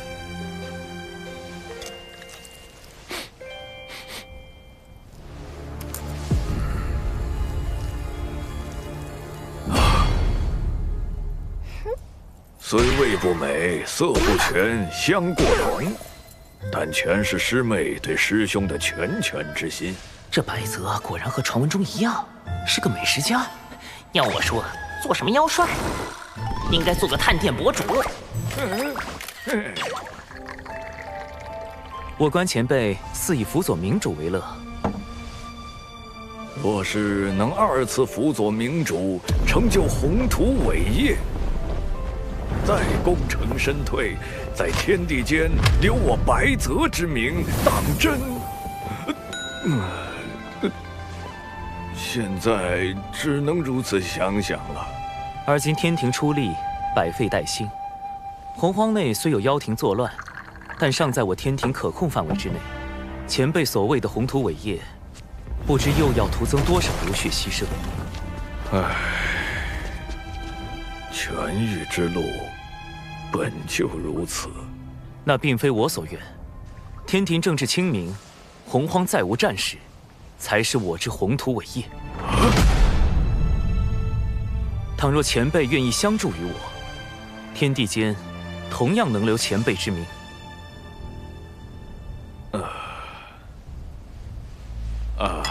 这鱼要是再浇一点，就更香了。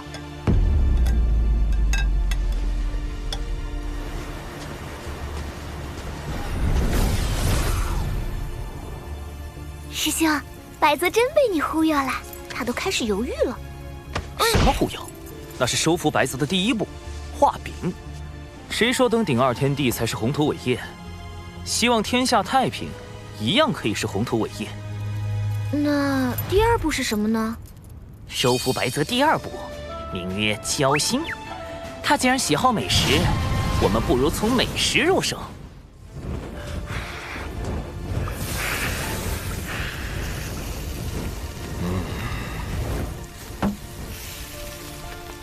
高端的食材往往只需最简单的烹饪。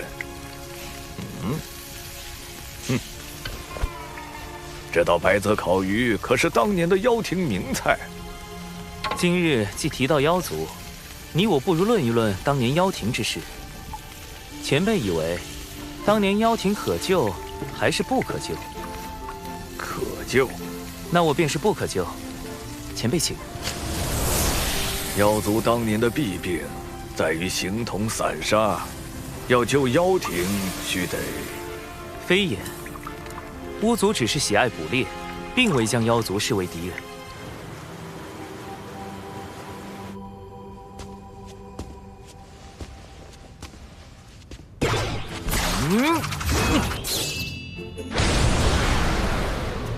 百族联合形成了今日的妖族，本无同族之共情，贫道何来对妖族背信弃义一说？嘿嘿。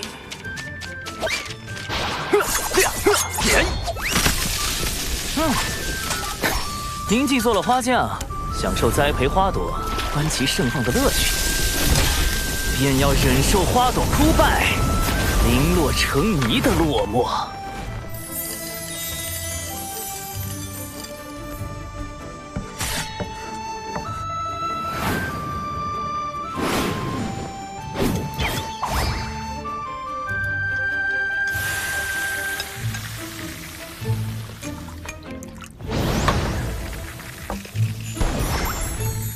痛快，太痛快了！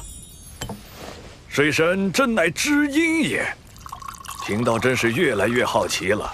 以水神之智，当日能够找到我，真的是凭运气吗？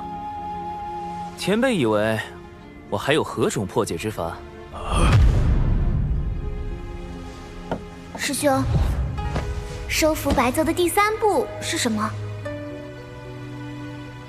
没有第3步，或者说，第3步是一道考题，一道需由白泽亲自来完成的考题。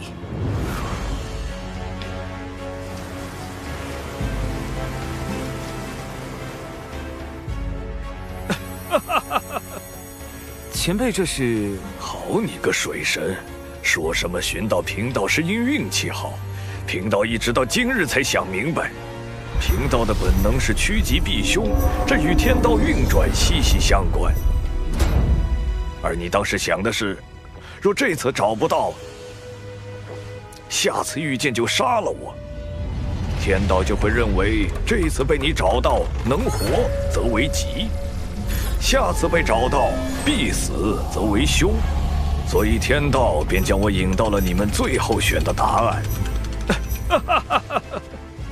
此等谋算，你说是运气保全贫道最后一点面皮，贫道服了，当真服了。水神在上，请受白泽一拜。白泽日后甘为水神驱使，绝无二心。白先生，请起。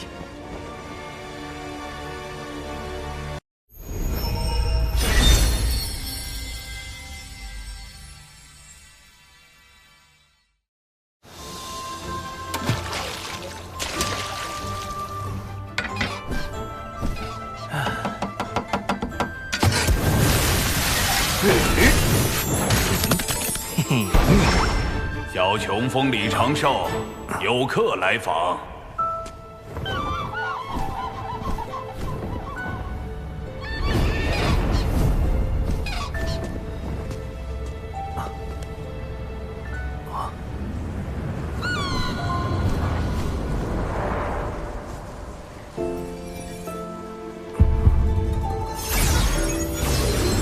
这是掌门令，持此令牌，长寿可随意带人进出山门。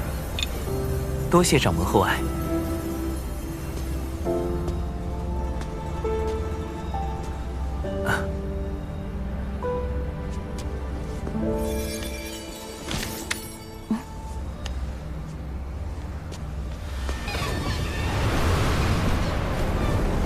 今日突然造访，是我唐突。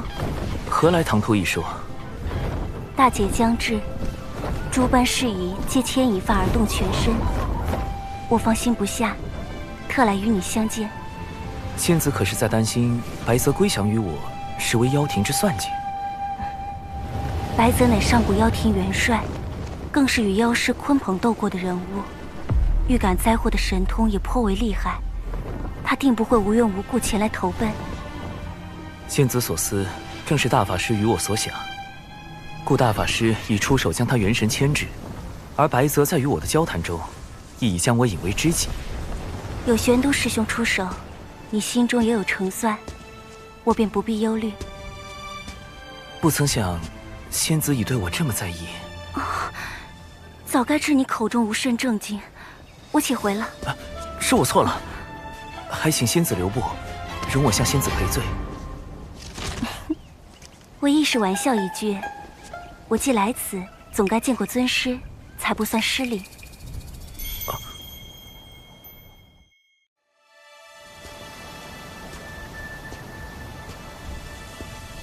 师父，这位云仙子是弟子的至交，这次前来咱们门中拜访。哦，对对，云仙子，长寿提起你很多次啊。请。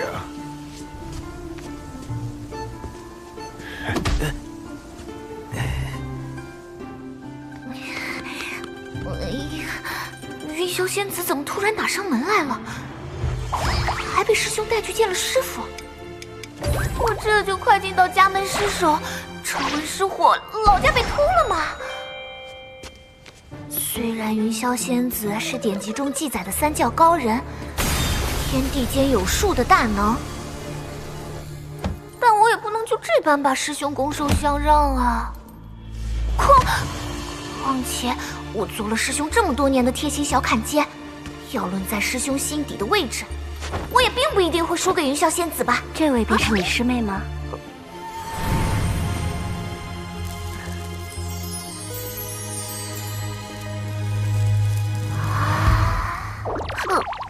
灵儿，莫要失了礼数。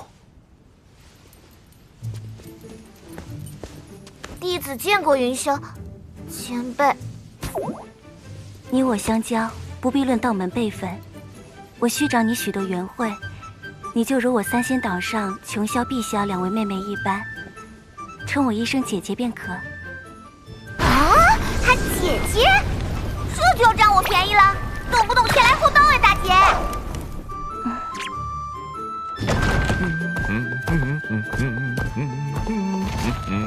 嘿嘿。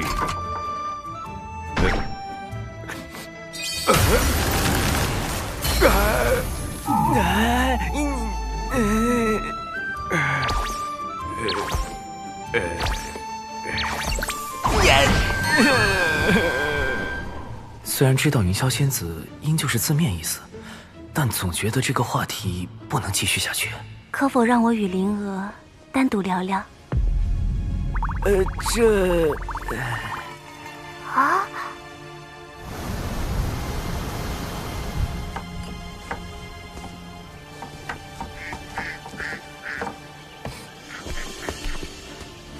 嗯。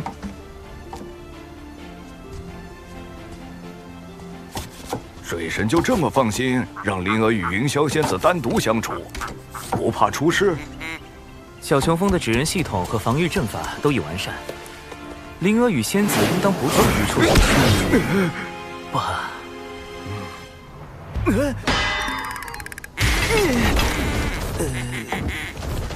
糟了，云霄仙子切断了我与小纸人的联络。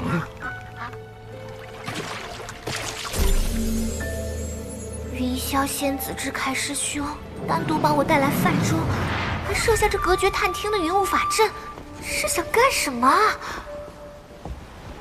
以云霄仙子的实力，要是在这里了结了我，师兄也赶不及来救吧？他还断连了师兄的指人，我是不是真的要完了？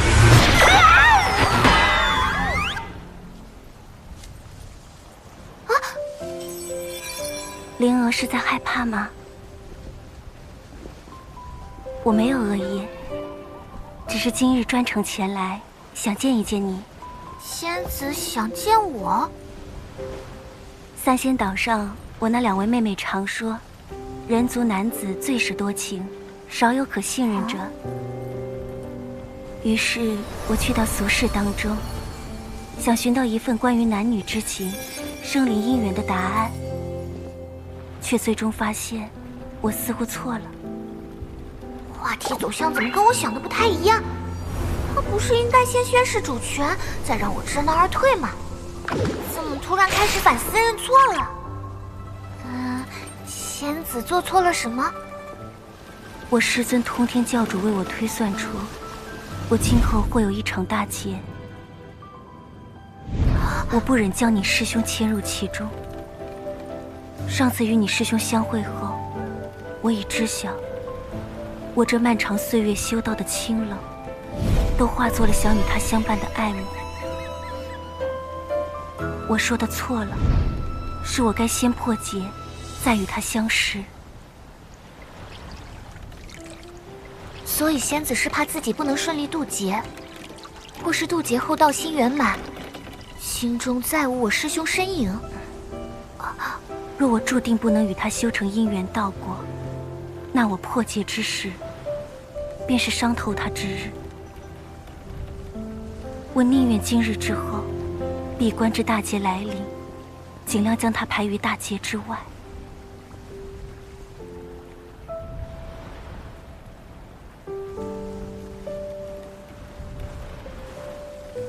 我命中之劫或凶险万分。我并无万全把握能安然度过。若我大劫无返，灵娥，可否拜托你照顾好他，莫要让他伤心难过。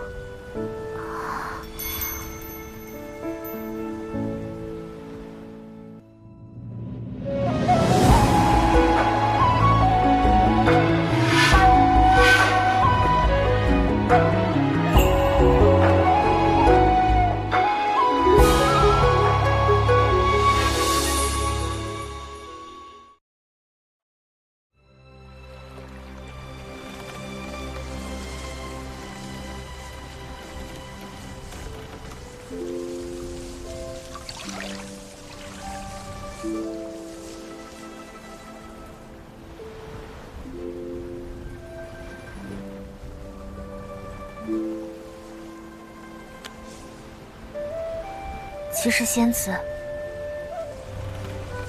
你担心的命中之劫，师兄是知道的。啊？师兄是否赠过你一枚铜钱？这枚落宝铜钱，还请仙子收下。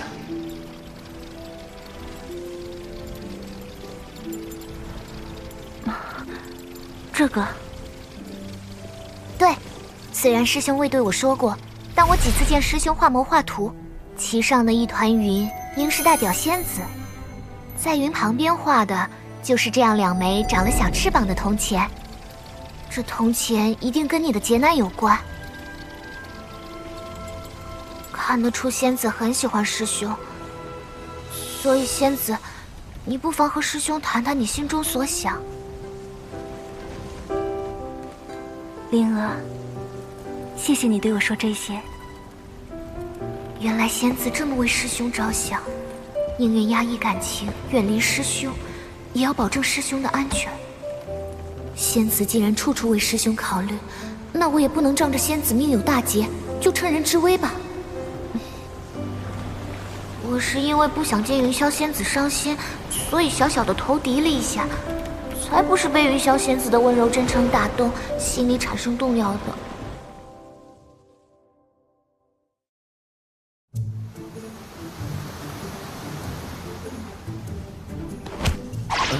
云霄仙子要喝酒吗？我师兄亲手酿的。来尝尝这个，我师兄手艺超强的。确实是少有的美味。我此前极少进食，今后怕是要多谢口福了。要不我再给你煮碗面？不必了。灵娥竟能与云霄仙子如此和谐，真是厉害。尝尝这个。所以下午在灵湖上，他们俩到底聊了什么？我们去湖边看看，那边还有一个秋千。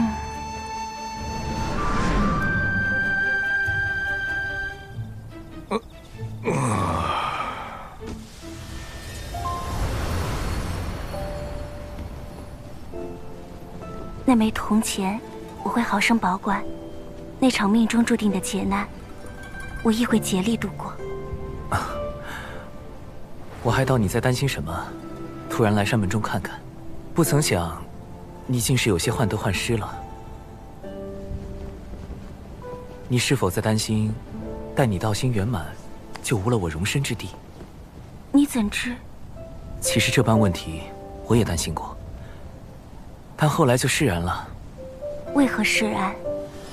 我这人做事一向求稳，此前思考这些时，比你所想的还要复杂许多，不然无法说服自己承认心意。今日一并说与你听吧。若你度过劫难，大道圆满，心中再无我；若你我不能修得圆满姻缘道，那我便将你的道心再融了，钻进去就是。甚至我还想过，你若是今后受伤失忆，那我就将你我的故事写成画本，让你从头看过，陪你重演一番。还有种种情形，我都详细考虑过，才下了与你顺其自然发展的决心。其实这都不算太过麻烦，让我困扰最多的，便是我修为不足，护你不得。可后来我又想明白了，若我竭尽所能都护不住你，那我也不配与你结成姻缘道果。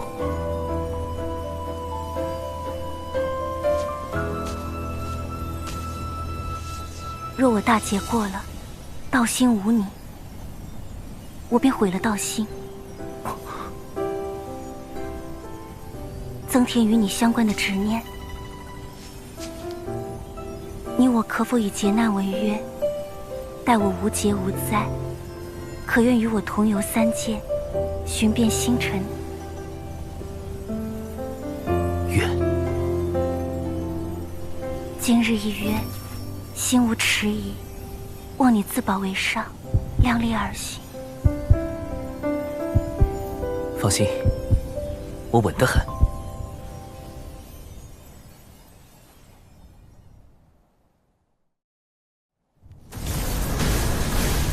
天庭一再挑衅，妖兵已群情激愤。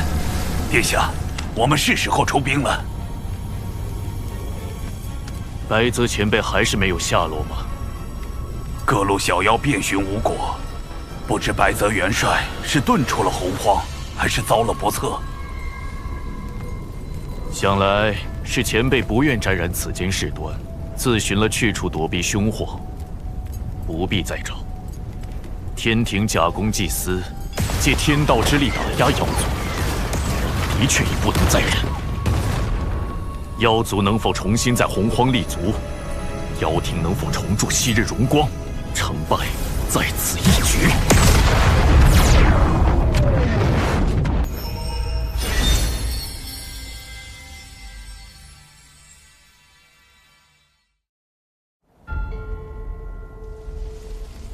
谛听突然截获了一个有趣的消息。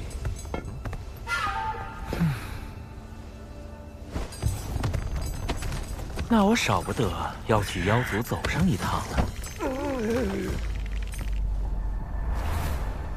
殿下，白泽元帅忽然有了消息。前辈在哪儿？元帅他……快说！白泽元帅已现降人教。白泽前辈苦思破局之策，锦囊妙计助我忠心妖族，你敢无他生灵？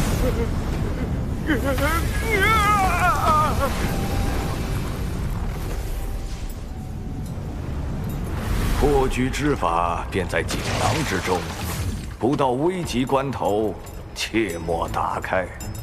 若依锦囊所说行事，尚有一条活路。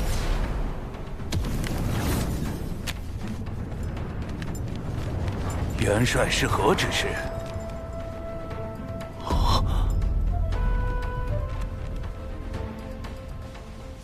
水神故意放出我现降的消息，不知心中是何成算？趋吉避凶是先生的本能，我希望陆压在获悉先生的选择后，能为妖族计，知难而退。我无意与陆压一战，天庭也始终希望保全苍生。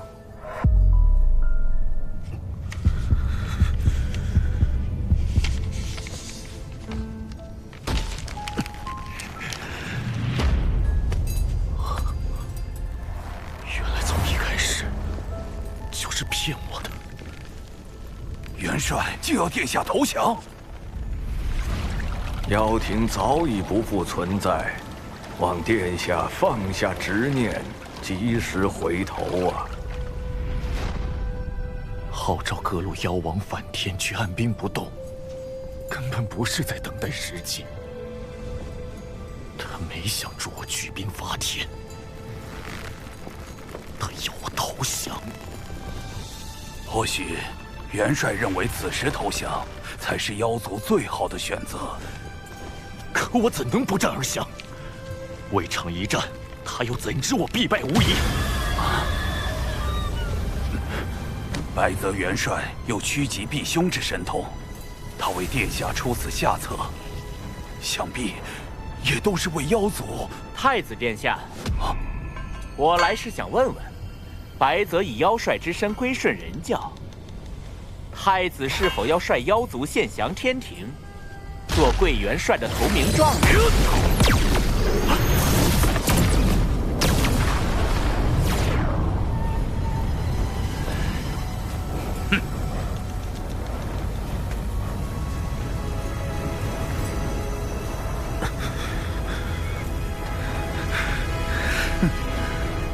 都在算计我，利用我，我岂能让你们得逞？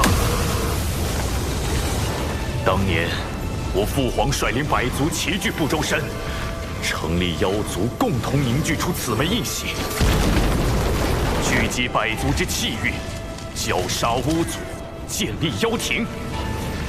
今日我便要以此重振妖族之辉煌。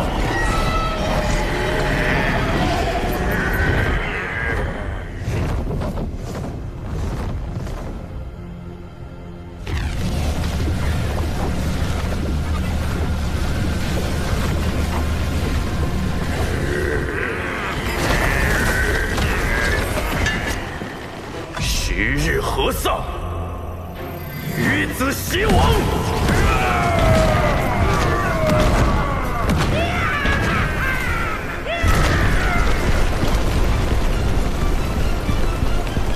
陆压举兵伐天了，白泽献降一事，竟没能让陆压知难而退。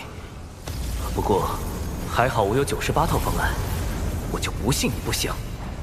唉，陆压这孩子到底是不肯听话，可他毕竟是玉日女神景圣的子嗣，妖族更是奉我为帅多年，我实在……先生不必多说，我也不忍让先生为难。先生留在这里，不必插手此事。乌牛元帅、乌马元帅，听我说。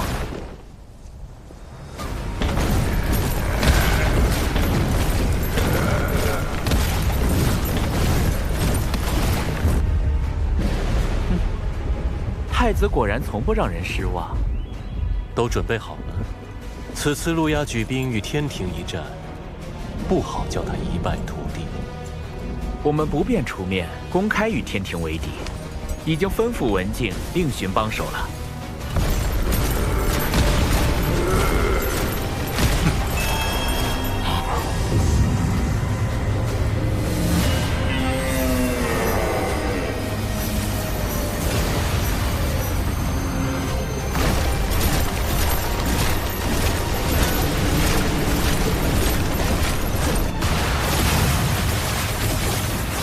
天庭受道祖之命，守卫天地，维护三界。而今你妖族为一己私欲，挑起战火在先，不遵天道判罚在后。吾奉劝尔等及时收兵，否则定将尔等尽数覆灭于此。天道如何？我只认我自己的道。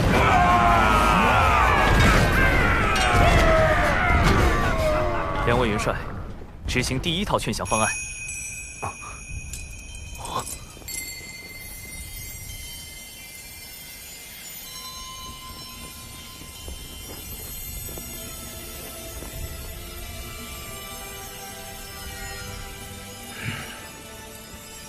听闻妖族欲行伐天之事，自寻取死之道。我等特来替圣母娘娘最后问陆压太子一句：你可愿退兵？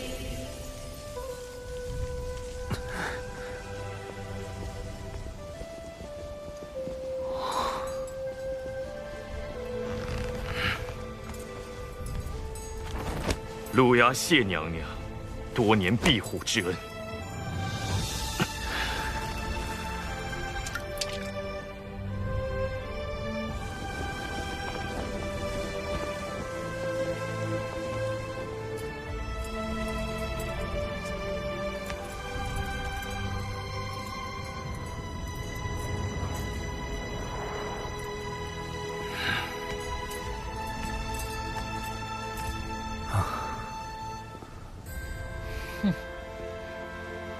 太子保重。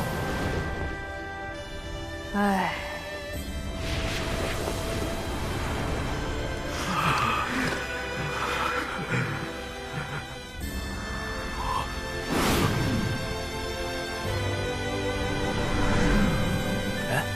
你们在干什么？搞错了，搞错了！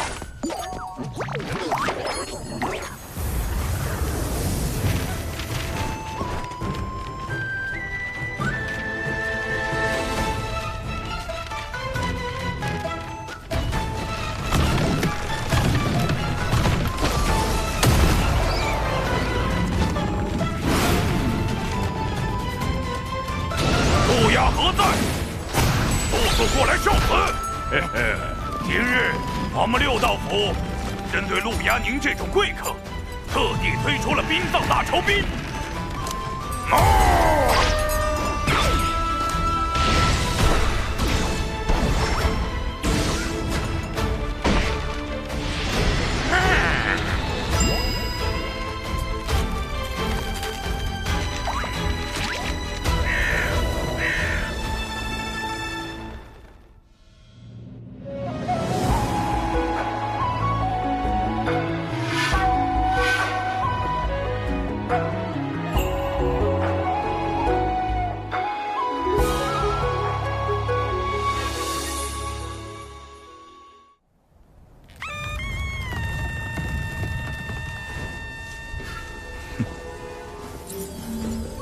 贵帅白泽都已归降，尔等还要执迷不悟？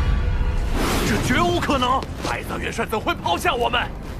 曾庇护你们的圣母娘娘，将你们彻底放弃。我天庭誓与你们血战到底，龙族、巫族更与你们不共戴天。你妖族已是孤立无援，就连你们的太子殿下都只能任我们羞辱。强者不杀，凡弃暗投明者，等论功行赏。他说的好像有点道理。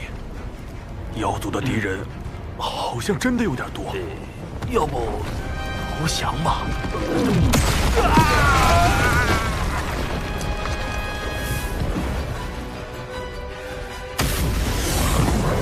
金光速现，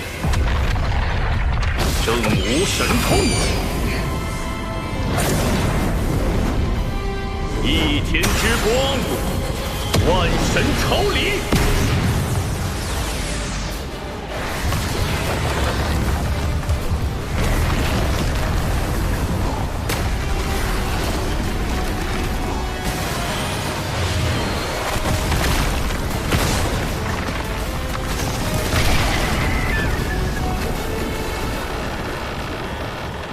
神受死！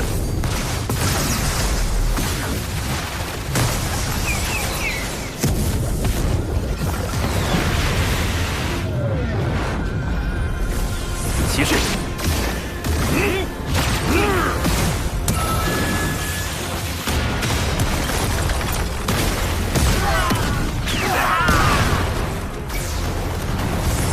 他前辈，本塔又来揍你了！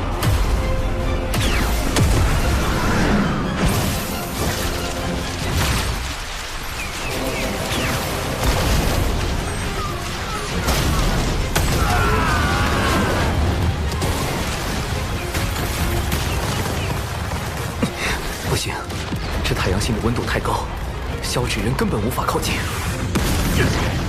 加固大阵！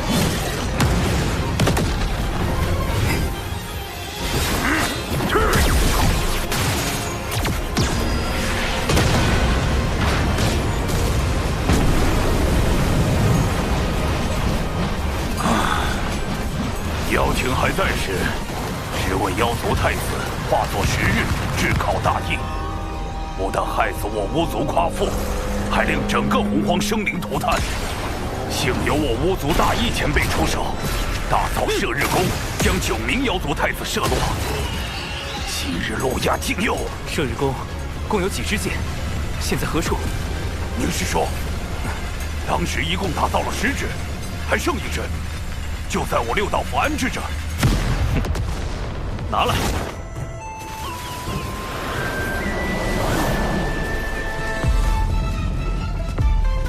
双日同天也好，10日同天也罢。水神，你可瞄准点啊！只剩1支了。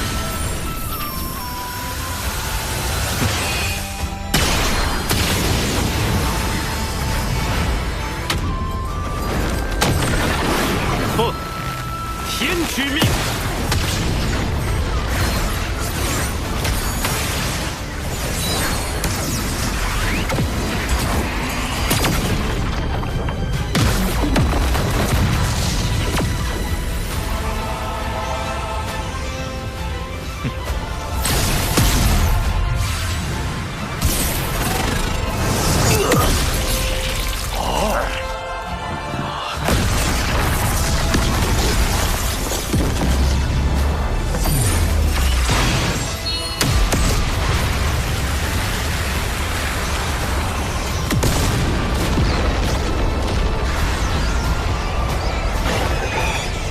卢鸦，你既不肯降，世间便再无妖庭太子。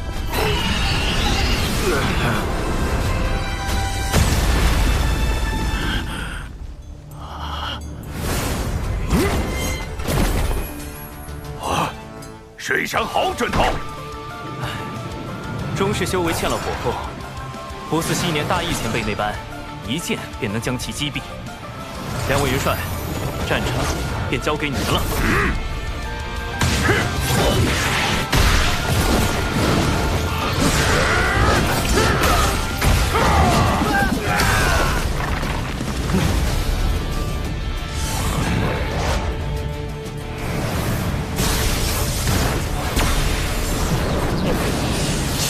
宝贝转身。呀哈！本塔已经开始兴奋起来了啊！这回拉不动了吧？